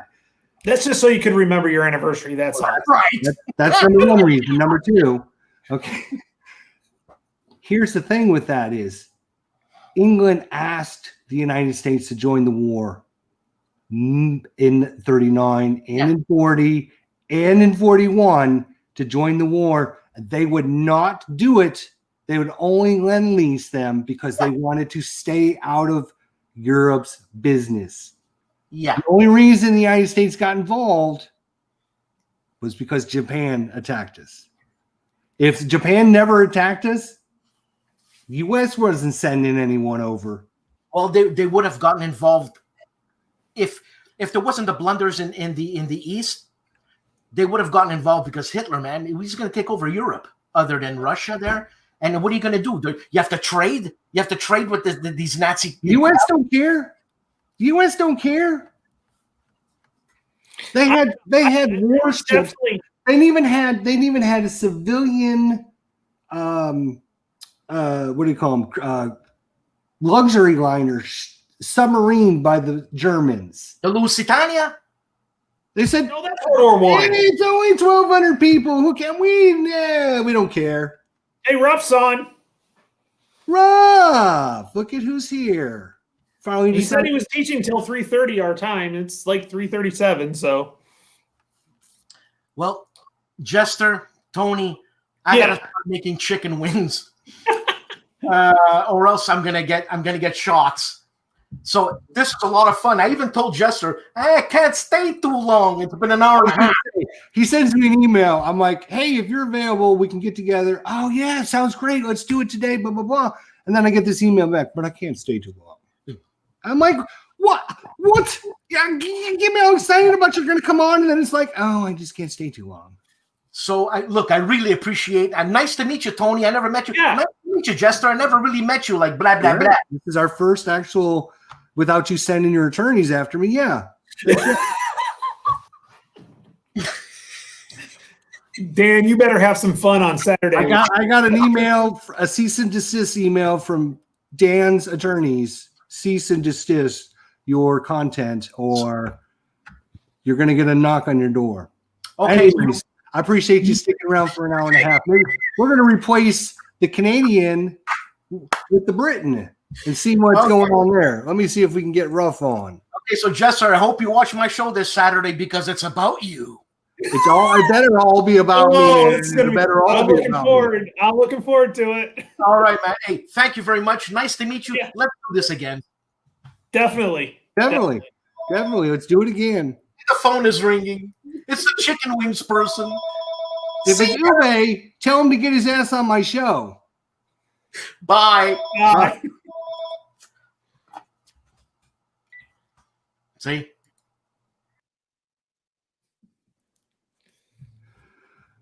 Wow, that is That was fun. that turned interesting really quickly. Well, anyways, what's going on with you? So, coin series. Yeah. I was going to ask you a question. Yeah. So we were talking about the Civil War and everything. Is there a coin game on the Civil War? No, because there may eventually, but generally they use multi-faction, so like more than two. But there's been one two-person faction. I just don't know if it would go over if as well. It's just that the system doesn't fit that time Mhm. period. Yeah. Oh my gosh. It would be more of an interest. Hey, Ruff, how's it going? That's great, isn't it? I turn up and Dan goes. What's he trying to say? He said, "I'm not staying if Ruff can come, so I'm out of here." Good grief. And hold on. There we are. Look. Oh, get my hand out of the way. There we go. Awesome. Look at you guys. Look See? at you guys. It took you 2 weeks, but you got I it told you done. It was temporary. It was temporary. That there we looks pretty good. That looks pretty good. So how you been? What's been going on? What have I missed? Oh my gosh. We almost had World War III on our channel. You upset someone again. Tony and Dan, they were Yeah. talking about how the United States was taking over Quebec, and I thought I saw a vein in Dan's head come out. I thought it was going to pop. Was it I thought it was throbbing? gonna be over. So I thought it was going to be it was going to be an interesting conversation, but it was cool. It was cool. So we talked about that. What else do we talk about?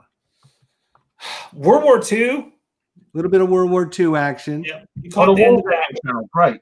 Good. And you know what? You go back He and was giving watch. the Brits cred. I was sticking up for the Brits. He was. I was sticking up hard for the Brits. Go What- back what- and watch, and you'll see. What's the matter with you then? He just he I just tell it like it is, Ruff. I just tell it like it is. And I got to give credit where credit's due. You know, the question was, or the comment was about how the U.S. sacrificed all their people at Normandy, because we were talking about my. Oh, we weren't there, were we? We weren't there. Oh, yeah. So, and I said, here, you know, that's great and all. I just wish everyone, especially the British and the Canadians, got more credit. Don't just talk about how the Americans made the great sacrifice. If you look at Saving Private Ryan, the number one complaint about that movie is there's no Canadians or Britons in the movie at all. Well, it does come across as though the Americans won the war. If it wasn't for the Americans, to be true, if the Americans hadn't come in, because they had so much material and other stuff, that's what helped, thank goodness. But yeah, we had a little part to play in it. I think we were in it for a few years before America came in to help us. So yeah, and the Commonwealth, of course, Right. and India. I mean, you asked for our help, and we basically we sent the Lend-Lease program where we gave you supplies. Yep. But we didn't want to get involved in your war out here. The only reason we got involved was because of what Japan attacked the United States. And that's that comparison. We talked about this on another stream about the conspiracy. You know, was there a conspiracy? Did they know? And that was the excuse to come into the war. But I think we're all glad everybody did, and it resolved in a manner that was satisfactory to everyone. Well, I mean, I think England had a chance and out, sort of say, with Germany, because I think at one point it was very close. Like Chamberlain had agreed so Chamberlain was the prime minister before Churchill. Yeah, he was a bit of a wimpy. And took a leave of absence, and Churchill took over for him. Well, there was communication between Germany and Chamberlain, because Chamberlain was the guy that was going to agree to peace with Germany, and Churchill wanted none of that. So if things could have been different, if Chamberlain wouldn't have got sick and had to take that leave of absence, well, you say signed that peace agreement with Hitler, and that could have changed the outcome of the war right there. Yeah. You say sick. I think he was told to take a leave of absence. If he had signed Germany didn't really want to go to war with us. We weren't their natural enemies. We'd always been very sort of close. We've got tribal interactions and things. We talked about home and country basically being the war of World War II. If you're not fighting for home and country, Germany had no plans to take over England, because England didn't do anything to Germany in World War One. No, he didn't want war with us. But if Chamberlain had appeased and said, "Okay, we'll let you get on with it, and we'll keep our empire, and you can expand yours," can you imagine what would have happened in a little while down the line? Hitler would have been sort of thinking, "Yeah, we've got to take care of these Brits now," and it would have been in a worse state. But there's a few times we came very close to losing the war. One of them is, the Battle of Britain. The other one was the Atlantic Phony War. They nearly starved us out of into submission. So yeah, there's been a few times, and Africa, of course. So we got it back together again. So yeah. So basically, the Battle of Britain and the U-boats were two major iffies. Yeah, Britain. the two games that you couldn't win. What? If we'd have lost them, then we'd have been in a bit of shit. Jester, I wouldn't go so far. I watched your Napoleon last night. Yeah, I wouldn't watch that. Tactical strategy. Oh, he threw that dice, didn't he? Threw that. I was one scout, one roll. I saw after my live stream, I went over to Wardrobe, and I saw that you had posted some comments there, Tony. Yeah. And I actually come back. You must have already left. Yeah, I had to go to bed. I had to teach. I had to Tony, just so you know, I think I actually did lose because after the live stream, I looked up was looking through the rule book. And I can't actually use that scout to re-roll that die. So join the club. Join the field club. You have available scout counters. You can discard a scout counter to re-roll the Fog of War die roll. It doesn't say any roll. Any die roll. Right. So but with that said, two caveats. Number one, that was my first play ever. Okay, so I didn't get a couple practice games in like you guys. And the second, I didn't either.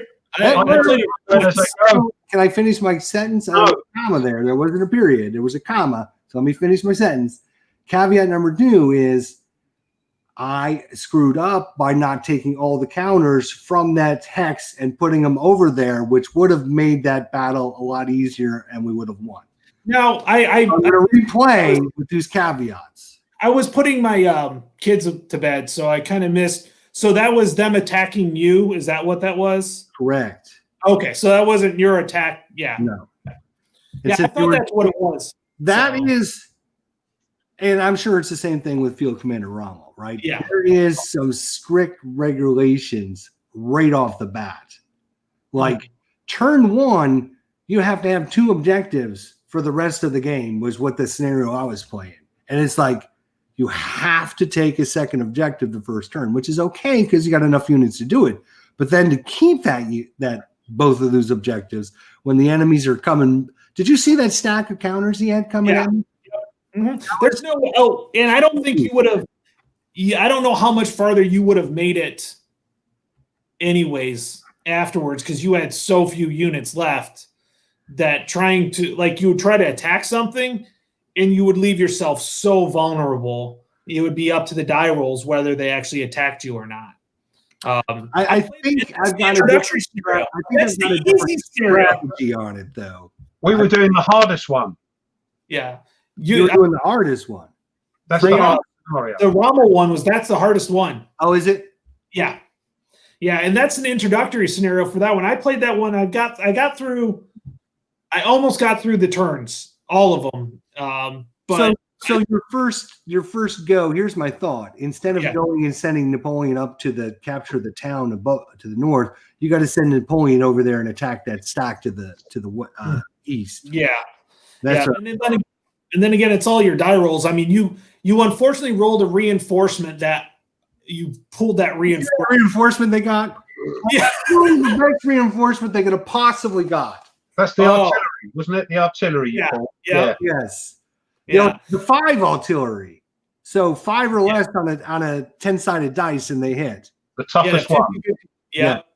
Yeah. 50-50 shot. Yeah. Yeah. Basically, Ruff, 50, you got to get that game. It's really good. You got to get Napoleon. It's got to be on your short list because it's really good. it's hard to get. Up, but it's fun. Yeah. So Yeah. I watched some videos to kind of learn as I was reading through the rules, and there was a guy that was playing, and he did like a full like video, like a 3.5 hour where he was doing a scenario, but he was playing by some different rules than what I was reading in the rule book. Because I'm like, that's not what that says. So I don't know if they updated the rules, the rule book, or what they did, but I don't know how many different versions there are of this, but this I don't think say there are like that many. second edition rule book or anything. It's just Yeah, I don't think that's changed that much. Yeah, that's the problem with watching videos and learning from videos. Sometimes is, they don't always get, especially with solitaire games. yeah. That's really hard because learning how to play solitaire games. You're trying to do. I usually play a game and then read the rules again and be like, "Oh, I screwed up." You almost have to just. That's what I was going through last night after I finished because I'm like, just seemed a little, just double checking things and just making sure. And it was like I reread a couple of the rules, and when I got to that scout, I'm like, the dude was playing; he could re-roll with his scout, and so that's what I figured you could do. But then I reread the rule, and it specifically says you can only re-roll a fog of war with a scout, which makes sense because you're scouting your enemy before you have the battle. So when you do have the battle, you have a scout that can tell you what to do. And so, anyways, no, it's a fun game. That I saw you playing that. I'm like, oh, he's gonna have a blast. You're gonna have a blast with that. That's like that 4-inch box. Yeah, it's huge. Huge box. Everybody says it's a good game. Yeah. It really is. Well, that's why I wanted to get it because there's not. I mean, it's not like sold out. You can get copies, but I mean, the couple of the normal sites that I order stuff from, only one of them had a copy, and I'm like, I better get it if I'm going to get it now. So, well, Heathwell just put up there. There's not much difference between the first and second. it's a counter texture. Second is the anti-slide textured ones. And then in minor for clarification, Sarah said not even close to warrant a second edition dino. Okay. Yeah, I think it's maybe it was the guy that was watching. I don't know. It seemed like he knew what he was doing, and so I watched and I thought, oh, okay, well, it was, He must have been a teacher. He seemed like he knew what he was doing. That's right. I'm with a bunch of teachers. Tony's a teacher. Ruff, you were busy teaching your music. Yeah, and maths and science and all that. But there we go. What's going on, Ruff? Talk to us. What you got going on? Well, I'm still trying to finish Doolittle Raid. Hopefully, if not this week, next week that'll be up. The last part. I can't do a campaign playthrough because it's taken so long to do, and I've got so many games that I want to get going. After that, it will be Crowbar. Yeah, right. Crowbar. People are asking for that, so it'll be Crowbar. There's an unboxing tomorrow of Stalin's Triumph. Triumph, yes. So that's coming up, and then hopefully later this week or early next week will be the final part of the Doolittle Raid, the planning stage. And hopefully that'll be enough for people. If they wish to play it, they can watch my videos backwards. Right, because you're working from the back forward, which is, I mean, it kind of makes sense to do it that way. For this game, it works because that's how the rules are written. They're written from the last part, and then you learn the next bit and bolt that on. And then you learn the next bit and bolt that on. So the game gets longer as you go on. So yeah, it's a really good game. It's a good game. Yeah, so, you like it. I like it. Yeah, right now, Tuesdays and Wednesdays, I can get recording done because my kids are at school. So they're back. They're in for 2 days. So like I get home generally and just boom, head to the basement and start recording. But like I said, tonight I'm going to try to do the Liberty or Death. I decided on that one. So that's the coin. good. That's the American Independence one, isn't it? Yeah, Yep. good. Good. Mainly because Jeremy Antley did the Fire and Lake, and I wanted to put another title out there for the coin. I do plan on playing all of them at one point, but it's a vertical map, not horizontal. So Like crowbar. yeah, recording it is not the easiest. Yeah, it's not the easiest thing. Right.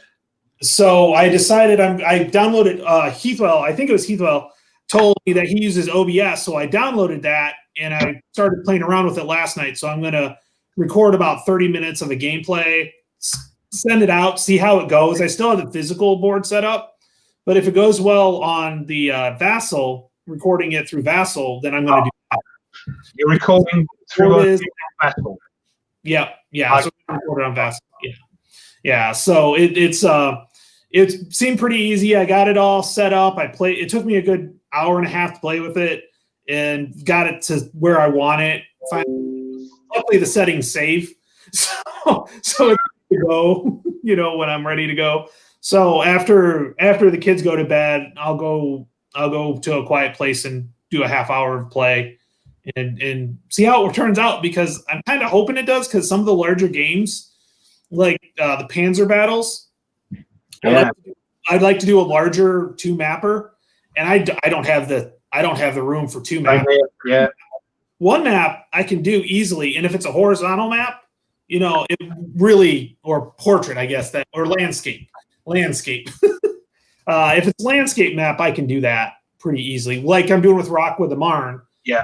When I get home tomorrow, my goal is to do a turn of Rock of the Marne, and then Wednesday do another 30, 40 minutes of coin. So I'm going to get 3 videos out this week. Good. See if it actually works, but that's my goal. I got quite a few out last week. It took me Rock of the Marne took me a lot longer to set up than I thought it would. Yeah. There's a few counters. There's a lot more counters there than I thought there was going to be. Yeah, there's and the way I have it, the way I clipped it and everything, organizing it and getting them out was, I finally just kind of, here's a pile. I sorted them out. It took me a lot longer to set up than I thought it was. But the game itself, it seems real fun. I'm enjoying it so far. I've got 1 turn done, but I can see the strategy, and it's one of those ones where you have to go get as far as you can as the Germans before the Allies can start moving. Right. Right. Yeah, I'm looking at couple of standard combat series games on eBay. I know I said I wasn't going to, but the guy's got Panzer battles on brand new copy, unpunched, but the box is slightly creased down one side, and he wants 20 quid for it. So it's a bidding thing. And the other one is, what about $30, $35? It's about 45, 48 pounds here, which is going to be $50 odd, is it? That's too much. Yeah, that's in the shop. That's the shop, because we have to pay more over here, you see, because it has to be sent over and there's all that nonsense. Yeah. Okay. I'm also looking at somebody's selling It Never Snows.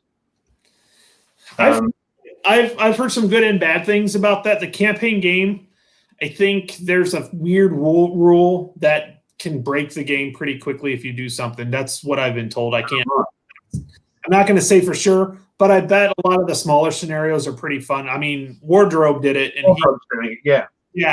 that looked pretty fun at the same time too. That's going for £14 at the moment.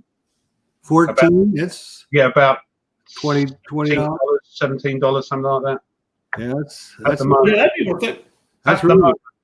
At the moment, yeah. Oh, I know. I saw a few games that I'm like, oh, I'm going to get these cheap. And then by the time it actually came by, I was like, I ain't paying that. There's about 40 people watching it. So you can bet on the day it finishes, it's going to go daft. And I'll go, oh, well, next time, Yeah. But yeah, that's all I'm looking at. Also looking at a couple of Panzer Grenadier modules that somebody's selling. Cool. I do like that. Yeah. I'm waiting for the Black Panther module to get to my house. Which one? Sorry? The Black Panther module. Oh, right. Yes. Yeah. So I'm that's where I'm going to do my recording on that system is the Black Panther module because I'm Do you doing need any modules to play that? just the Elsenborg Bridge one. I haven't got that on. Yeah. I bought that because I got that when they were selling it naked, not in a box because I care less. Actually, I'm to the point where I'd rather have them bagged because I can put my desk drawer a lot easier. Right, yeah, you can put them in a desk drawer. You can put a whole bunch in there. Yeah. Yeah. Or These get boxes like take up a lot of room, but your get a boxes free- look nice. yeah. Your boxes look all right. Let's keep it that way. Go ahead.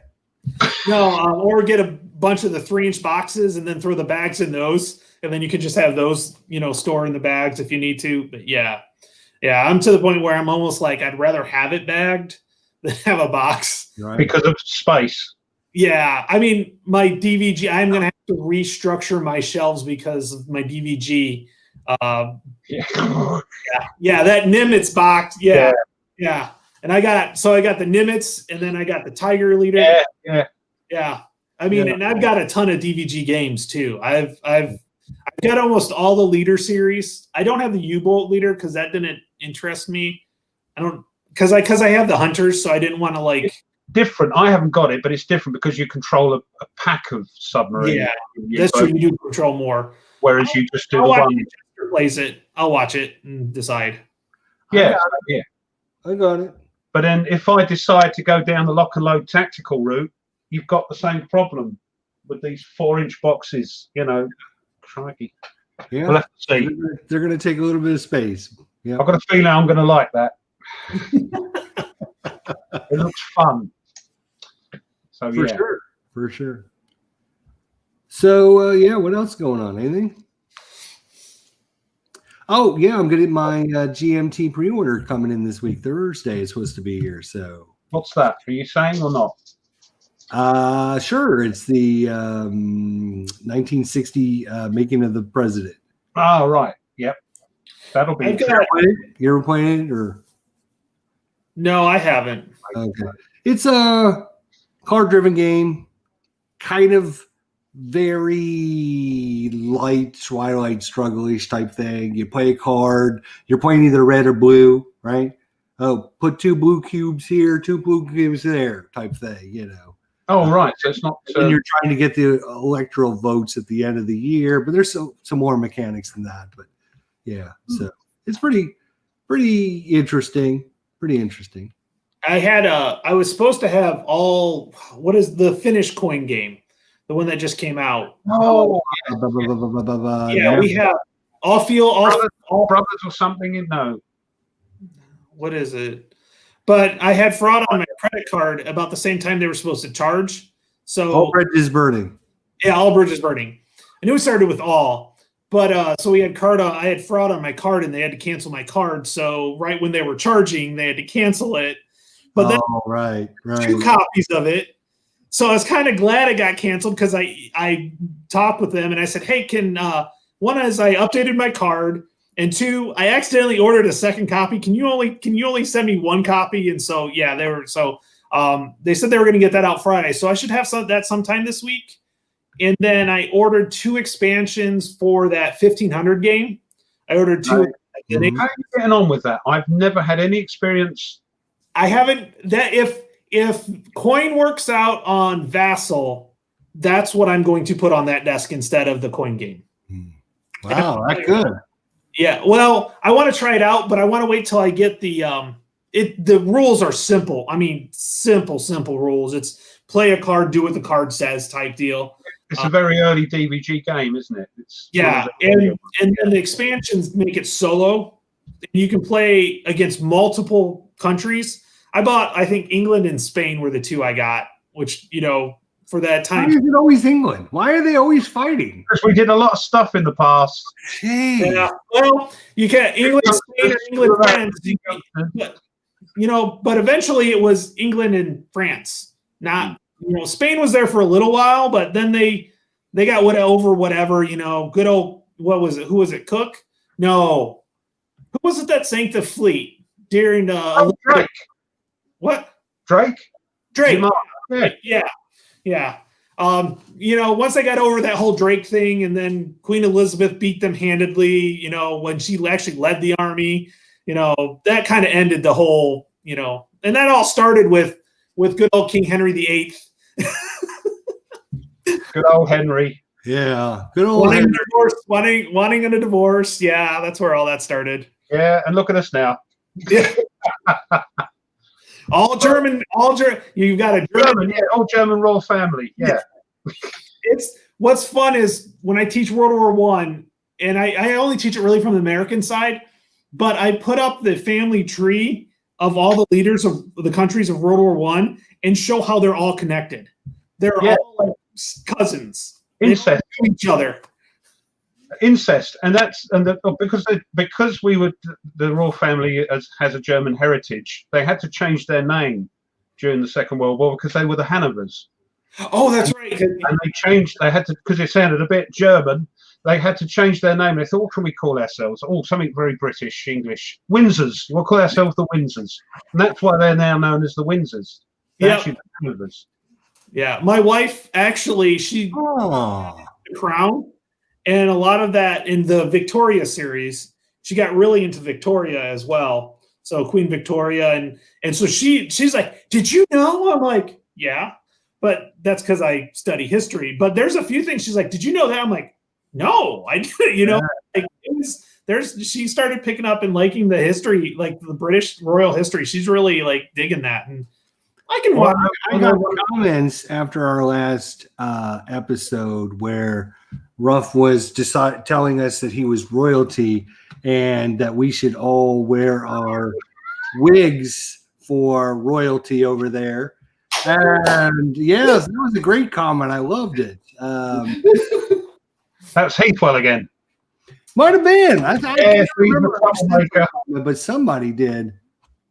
But the Queen, I know one of the actors in that. Oh, really? The guy that plays Charles. Oh, okay. Never saw it. I know his brother, and I got to know him. Through his brother. Yeah. I'll tell you what, they did a really good job with finding lookalikes or making them look a lot alike. Because the guy that played Charles in the first, at the beginning, season 1, when you looked at the two pictures, you're like, are they the same person? You really did a good job at. There's a lot of programs doing that. You think, crikey, that's a good actor to pick or actress to pick. Yeah. They're cracking. They look the same. I'm not sure if they do a bit of the old CGI, but makeup can do wonders too. Makeup, yeah. But even if you look at some of the programs now, when they're like son and daughters, they look like the mothers and the father. Right. Yeah. Yeah, they do it. You think, oh, that's good casting. Right. Yeah. We went through, so me and Karen went through, my wife is named Karen. We went through the Tudors mini series, which I really enjoyed that. The old sort of 70s, 80s one. No, this was from HBO. This is a new one. Yes, I know. Yeah. And then we got into Reign, which is Mary Queen of Scots, which kind of came right after the Tudor series. We have some great history, don't we? Oh, I love it because it's like it's not straight. It's kind of like all conniving and people stabbing people in the back and it's all that. Yeah. Because of the Men of Iron, I've been watching a little series on the War of the Roses. Okay. Fascinating. Being a Brit, I don't know all our history. Don't people think, oh, you thousands of years. I barely know our history, and I've only got 200 years. Yeah, and it's a. I'm gonna get it. I know I am. I'm gonna get it. I was hoping GMT would have had their sale, and I would have picked it up. New and shrink still. Still got to do an opening of that, yeah.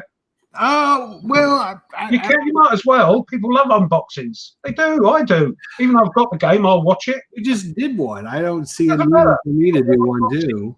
Huh? There are two camps, and I think one is larger than the other. People that don't like unboxings because it's just like an advert, and what's the point? But I think, because I like them, is that most people like an unboxing. They just like to see open that box. Let's have a look. It's like a Christmas gift. What's in it? Yeah. Do another unboxing, because you put a different. Everybody puts a different slant on it as well when they do an unboxing. So I got a comment from an unboxing I did, and it was Blood on the Ohio, which is about the Native American Wars Compass game. And I was going through the map. I was really excited about this game, and they have one of the battles which has nothing to do with the game. It was all historical, and they had it in the wrong spot. They had it on the wrong side of the river because it's literally 10 miles away from my house. Mm-hmm. No, the way it is. And I just was like, man, I know this has nothing to do with this game, but this really bummed me out. And I got a comment like, he really lost it on the map. I was like, me, that was important because it was history. And like even Compass, they're like, oh, we'll send you a patch and you can fix your map and everything. And they're like, it has nothing to do with the game. I go, I know. And it was so stupid, but it was just that initial reaction. Yeah. Bad. And I'm like, oh man. I'm like, and I couldn't get past it. I tried playing the game. Yeah, Eva. I tried playing the game. Don't mention flying colours to Hethwell, for goodness sake. He'll go on one. That's his rant. Uh-oh. Don't mention flying colors to Heathwell. Don't mention it. Okay. Because there's some errata or some errors, some type of, what do you call them? Printing errors in the names and the ships and the battles. What? Errata? Yeah. Did you watch our episode the other day with Art Wolf? Hardwolf, yeah.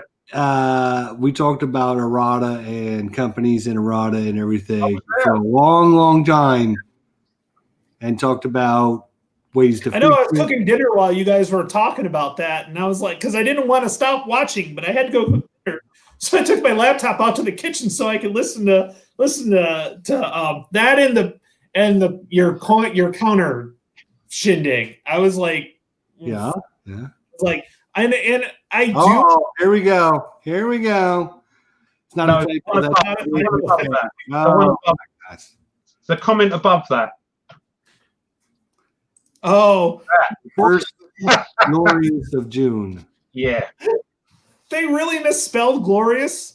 I know what they mean. Glorious, Gorous. Heathwell doesn't know how to spell English or something. I don't know what his problem is. Glorious. What's glorious? Glorious. That says glorious. There's missing an I in there. You know, it's like banana. You know. No, they missed the U out of colours as well. They're terrible. The U in. They're missing the U in color. Yeah, it's a British naval game, basically. Oh, I will hit Heathwell. I will watch that now. How do you spell color? Watch that now. You spell color. Huh? Oh, Labor has a U in over there too. They throw U's just randomly in words. No, they've been there for hundreds of thousands of years since time began. Before man's, they spell color CLOUR. So color, yeah, color. No, I think it's a French derivation, but I wouldn't doubt that. But that's how we spell it. It was the what was it? The king of Britain and France for a while there, and then they kicked it. Most of France at one time. So that's why they got the. Was that Edward the First or Edward the Second? Yeah. Last time I checked, published the United States of America. That's how we write words. Yeah. See. Oh, see, he's got the right center. If it's a game on Russia, we don't use Russian translations. We use the American translation. There's another one. You see, it's like Stalingrad 42 is Stalingrad, and it's not the Russian name for Stalingrad. We call it Stalingrad. When are the British going to learn it's not all about them? Okay, we say Stalingrad. We say Stalingrad. Huh? See, center is not RE. In theater is not RE either. It is over here. You see what it is because our words are so old and have so much sort of history and culture and differences into the words, which is why we spell them. A lot of them are sort of derivations of foreign words that have been anglicized. So that's why we have these weird spellings that you think, we think they're not. And you just sort of simplified them. You spell them the way they sound, rather than which English is the hardest language. American English is the hardest language to learn. You know, English is the hardest language to learn. See, I actually, and don't give me reason. I have no idea why I clicked on this YouTube. It was like, pronounce British names or British villages, or so it's not Leicestershire, it's Leicestershire. Leicestershire. No. It's not Tottenham. Leicestershire. Leicestershire, that's what. One of our famous planes during the Second World War. Everybody over your side of the pond calls it a Blenheim. Blenheim. It's a what? Blenheim. Blenheim. Yeah. Just shorten it and throw out after the word, and you've got it. Throw out the middle, start and end, but throw out the middle, and you've got the word. So, like, I'm a football fan, Premier League football fan, and I like Tottenham. But if you right, not that I like Tottenham, I don't like football. Not Tottenham. It's not Tottenham. Tottenham. No. Yeah, it's Tottenham. So you take out the middle of the word, and you pretty much got it. Yeah. A lot of contractions vocally with our words. Yeah. So you just throw an extra crap for no reason. So you just throw extra crap in for no reason. No, it's ancient. That's why. Yeah. Because it's history. Okay, so your ancient forefathers threw in a bunch of crap for no reason. No, they actually said it properly. It probably just got shortened. But because people were like, this is stupid. Let's get rid of all the extra stuff. Well, that's what you did. Yeah, that's what we did. That was after the revolution. We're like, this is stupid. Let's get rid of England. We can become our own self. Only just. We nearly won that. Nearly just. Only just. And I still believe you guys should have won it, not for any other reason than you should have won it. Should have won it. We had the best army in the world. Right. There was no military reason why we won. On Egypt. No, the reason you won. Who should win that fight? The reason you won was a bit like Germany. We started to have lots of other people fighting against us that shouldn't have bloody been involved, like the Spanish and the French. And we were running out of money.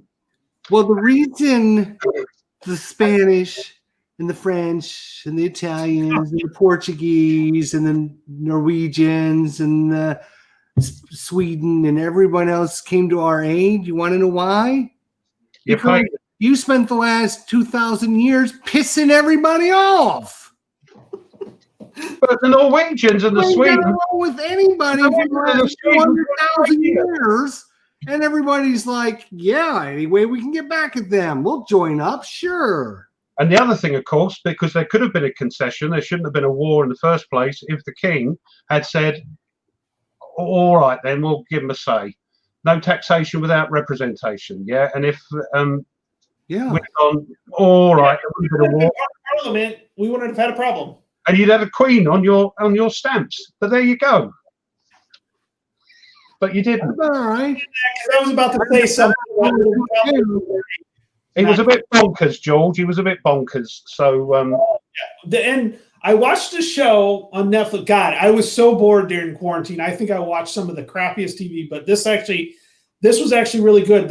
When they released all of George's papers, they actually went through and they kind of, they showed how he kind of had his mental health issues. And yeah, it was really interesting, and how he stayed alive long enough so Victoria could become queen. Like, he didn't want the regents to become king. Yeah. He stayed alive long enough for Victoria to hit 18. Yeah. We also didn't know how to make shoes apparently really well, or dresses. I remember reading something about how everybody decided to get rid of, or a lot of the patriots chose not to buy British products during the revolution, and they were like substandard. like the shoes would wear down and the clothes wouldn't be quite right. But you're going to stick by your things. What's that? You got to stick by your principles. That's right. Yeah. But yeah, that's right. I mean, if we have a World War III, it's gonna, in England at war with whoever, it's, what's gonna happen. We've been at war with everyone. Countries that they've been pissing off for the last 300 years, they're gonna do the same thing again. 1,000. I can't think of a single war that you guys weren't involved in or started. It was Brits fighting Brit. We were British. We were British. We were British. Yeah. Which is why Paul Revere never said the British are coming. What did he say? We're here. We're here. What? They were British. They said the regulars are coming. Hmm. The redcoats or the regulars were coming. That's what he would have said. Because we were still British at the time. So it'd be like, hey, we're coming. We're coming. We're here. We're here. All right. So, that would have made a lot of sense. So the redcoats are coming. Yeah, the redcoats or regulars. Yeah, regs. Yeah. Yeah, it's the only sort of the mythology of American history is alive and well with stuff like that. So, and you're doing Liberty or Death. Yeah. So you're going to be showing us all this good stuff. Yep. You're going to try and convince me to play a coin game, Tony. You know that, because I've not played one. They're not dinging me bell. So that's my fault. Not that they're not good games. I just look at them and think, oh. So it's up to you to. I'll get you that way. I get this. Yep. Yeah. Well, I got to go get dinner ready because I got to go too because you guys are warning me already. Yeah, it's quite late here now, so Well, have a good I should have that video up midnight, sometime late tonight. I'll get it going, and then you know how long it takes to upload to YouTube. It takes forever. So right.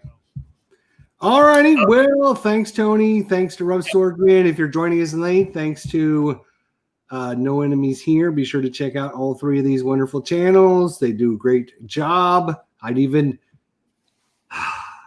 had to give these guys a good compliment the other day during Art Wolf's interview, and we talked about them. Yeah, I know. I don't know what I was thinking either. But anyways, check out their channels. They do a great job. Just before you go, sorry, Heathwell's just put up a comment about Field Commander and Burning Blue. If Field Commander, definitely get it. Totally worth it. Burning Blue is a much more complex game, I believe. It's Battle of Britain with Chrome. Yeah, with Chrome. And I think it's a bit more complex. Jay says that he's looking forward to your coin game series. I'm sure we all are. We've been waiting for months. So I want to do it right because I want to sell you guys on it. So I want to do it right. So thank you all for coming out. We will see you all next time. Talk to you later. Bye. Bye.